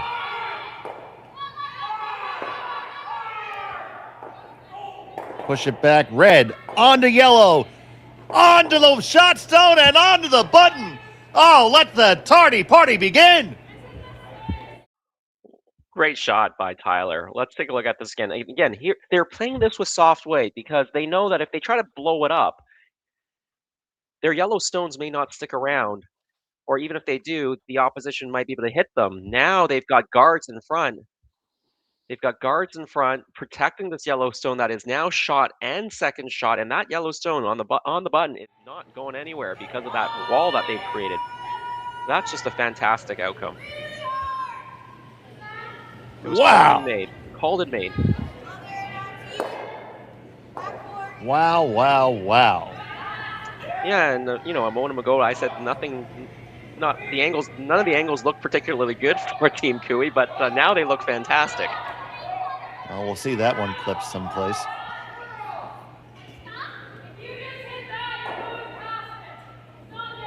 Okay, so now the shoe's on the other foot. What does Ryan do? They're looking at maybe using that shoehorn and getting this yellow to go around the horn and out the side. I don't know if that angle is quite there.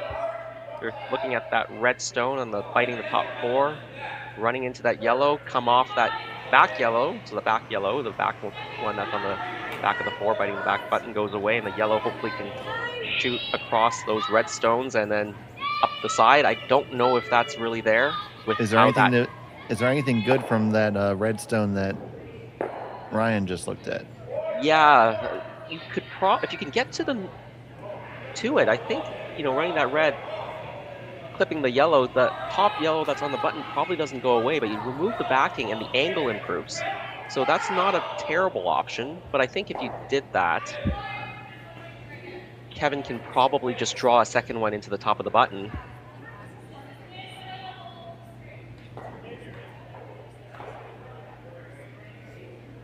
They want to run this yellow-red combination, and it's not really about the double peel. I think they want to shoot this red stone, that guard, into the ring, so they're disturbing the angles in the rings. Right now, that yellow stone that's on the top of the button really doesn't go anywhere.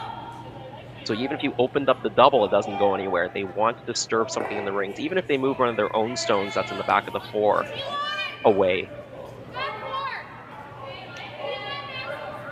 So Jake's trying to answer Tardy's great shot.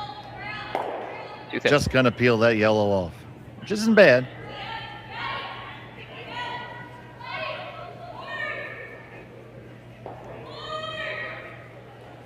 Yeah, one shot changed the complexion of this end and completely.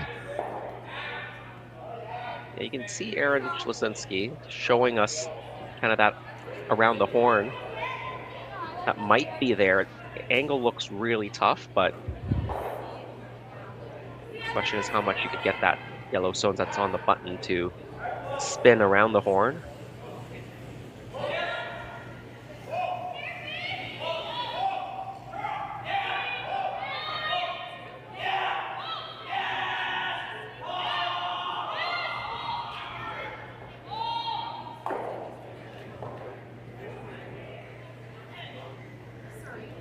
Yeah, I mean, putting the guard back on top of that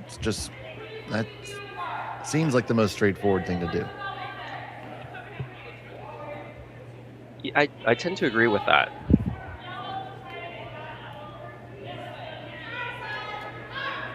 I think that's what Kevin's coming to. Yep.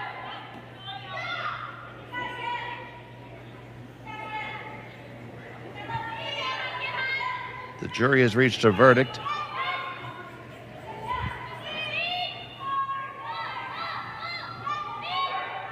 park was skating down almost like he's an umpire breaking up a mound visit.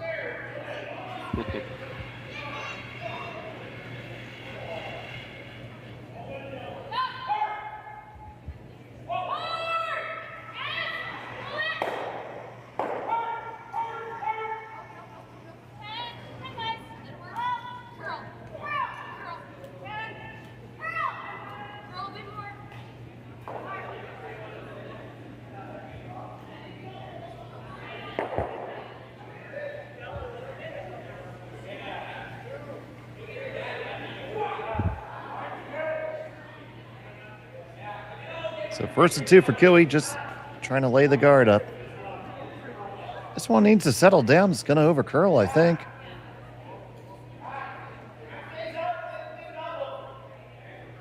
Maybe overcurl just a hair.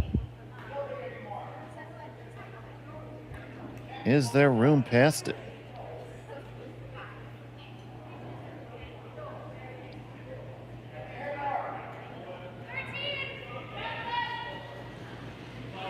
So, no option looks good. So what's the best bad one? Well, I don't mind that running that red guard in again. We talked about it in the last stone. They could have tried doing that. They can still make that red come in. Yeah, I think if you blast that, right, you're at least, if you don't even get rid of the shot stone, you release the one in the back, and it becomes accessible. Yep. Exactly right, Dave. You want to release it. It will be pretty tough to get that to get out of the button or the forefoot area. Might be possible. Depends how much action you can get and how thin you can catch the yellow for the first yellow stone. But I think this has to be the play. If you can ever do that, maybe you'll be able to activate the one in the back 8.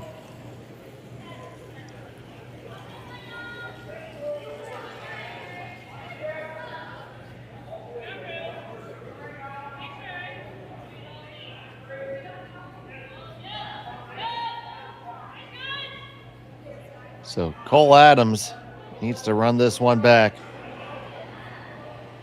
His first of 2 here in the 7th. Going to carve it over just a touch. This looks pretty darn close. Oh no!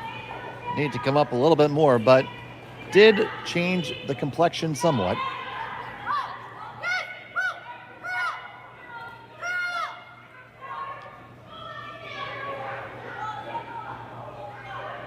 Is it as simple as just kill those 2 red guys? Yeah, or just draw one in there. Either just hit and roll, or you can just draw one in there probably.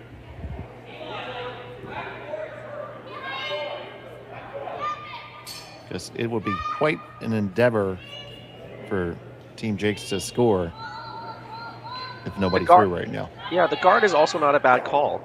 Guarding that right-hand side from the thrower side, because there's really no real shot to remove the yellow stones right now. I mean, you could sling that winger in, but yeah, I think you're right, Dave. So if you need to protect against that in-off on that red wide corner guard, that might be the only way they can get in. So that's such a low percentage shot.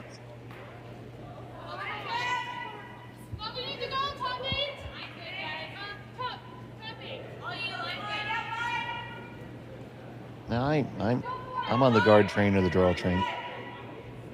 Buy me a ticket. Yeah, I think they're gonna come in.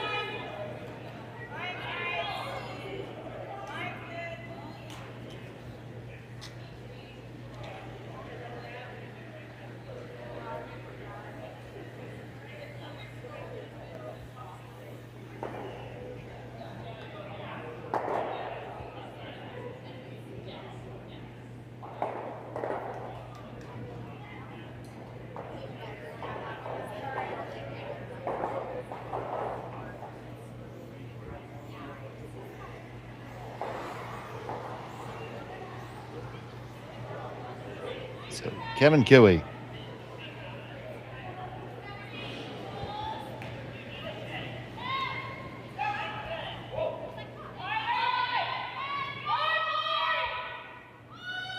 Taking just another look at it. Ask for just a skosh less ice. His final, the 7th.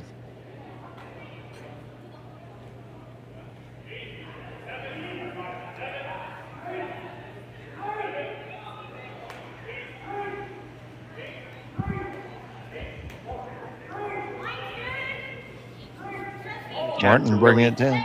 Yeah, a chance to really cap off this end here.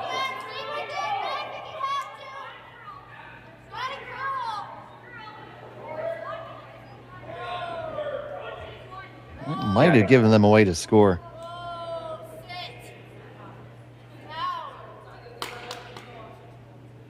So you don't need to move a whole lot, so. I'm not sure they can get closer to the pin than the one that was just thrown. Well, I'm saying come off the one that, if you can come and hit the inside of the one that's just thrown, you probably scooch the shot stone just enough.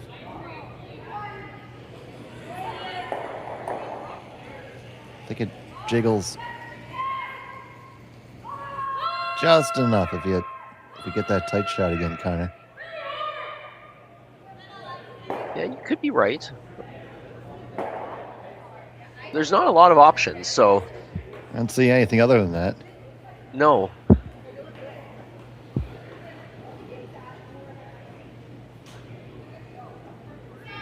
I mean, you could catch the edge of the one just thrown and try to make it jiggle around the horn of your own, but you're still giving up 2 or something that way, so that's no good.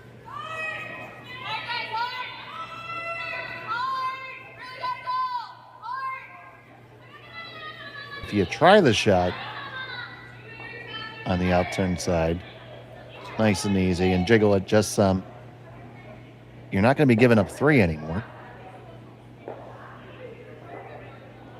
And worse, it's a steal of 2. You might score, you might cut it all the way down to 1, and that's all in the range of better outcomes than now. Yeah, I think they're trying to have a look whether they think they can be shot rock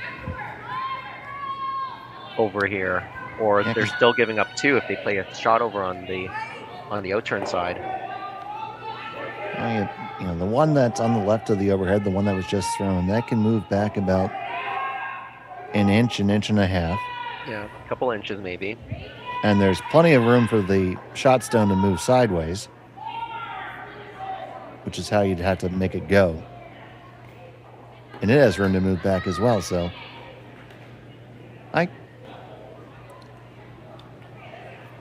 not going to say I envy the shot. Of course, now we're looking to see if there really is a Santa Claus.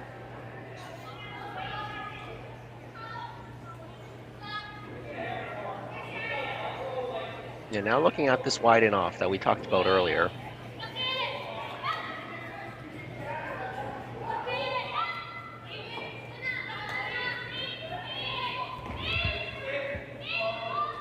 Ooh.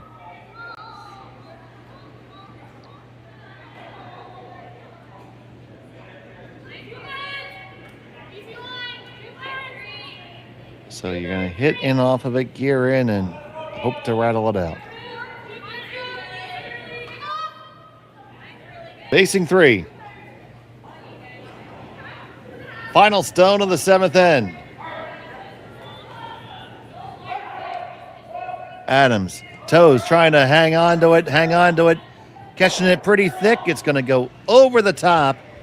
And it's a steal of 3. End the game. Final score of 5-1 in favor of Kevin Cooey. Man, that end changed complexion with that one shot by Tardy. Yeah, Tyler made an incredible shot. The angles all looked quite bad for Kevin Cooey. That was really the only shot they had to really improve the situation. And they made a great judgment in playing that with soft weight, just to tap everything up and leave the guards there. And it was just perfectly thrown, and you see the result. 3-point steal for Team Cooey. But I gotta say, Kevin Cooey made a couple of great blanks earlier in the game, in that second end and that third end, and then they struck first with the deuce. And so really kudos to Kevin as well for keeping those blanks alive in those early ends before they got their first 2-point score. Oh, absolutely. I couldn't agree with you more. So that's all we have for you right now. We'll be back with another draw shortly. For Jason Chang and Connor Sims, I'm Dave Schmel. Thanks for watching Curling Stadium. Good day.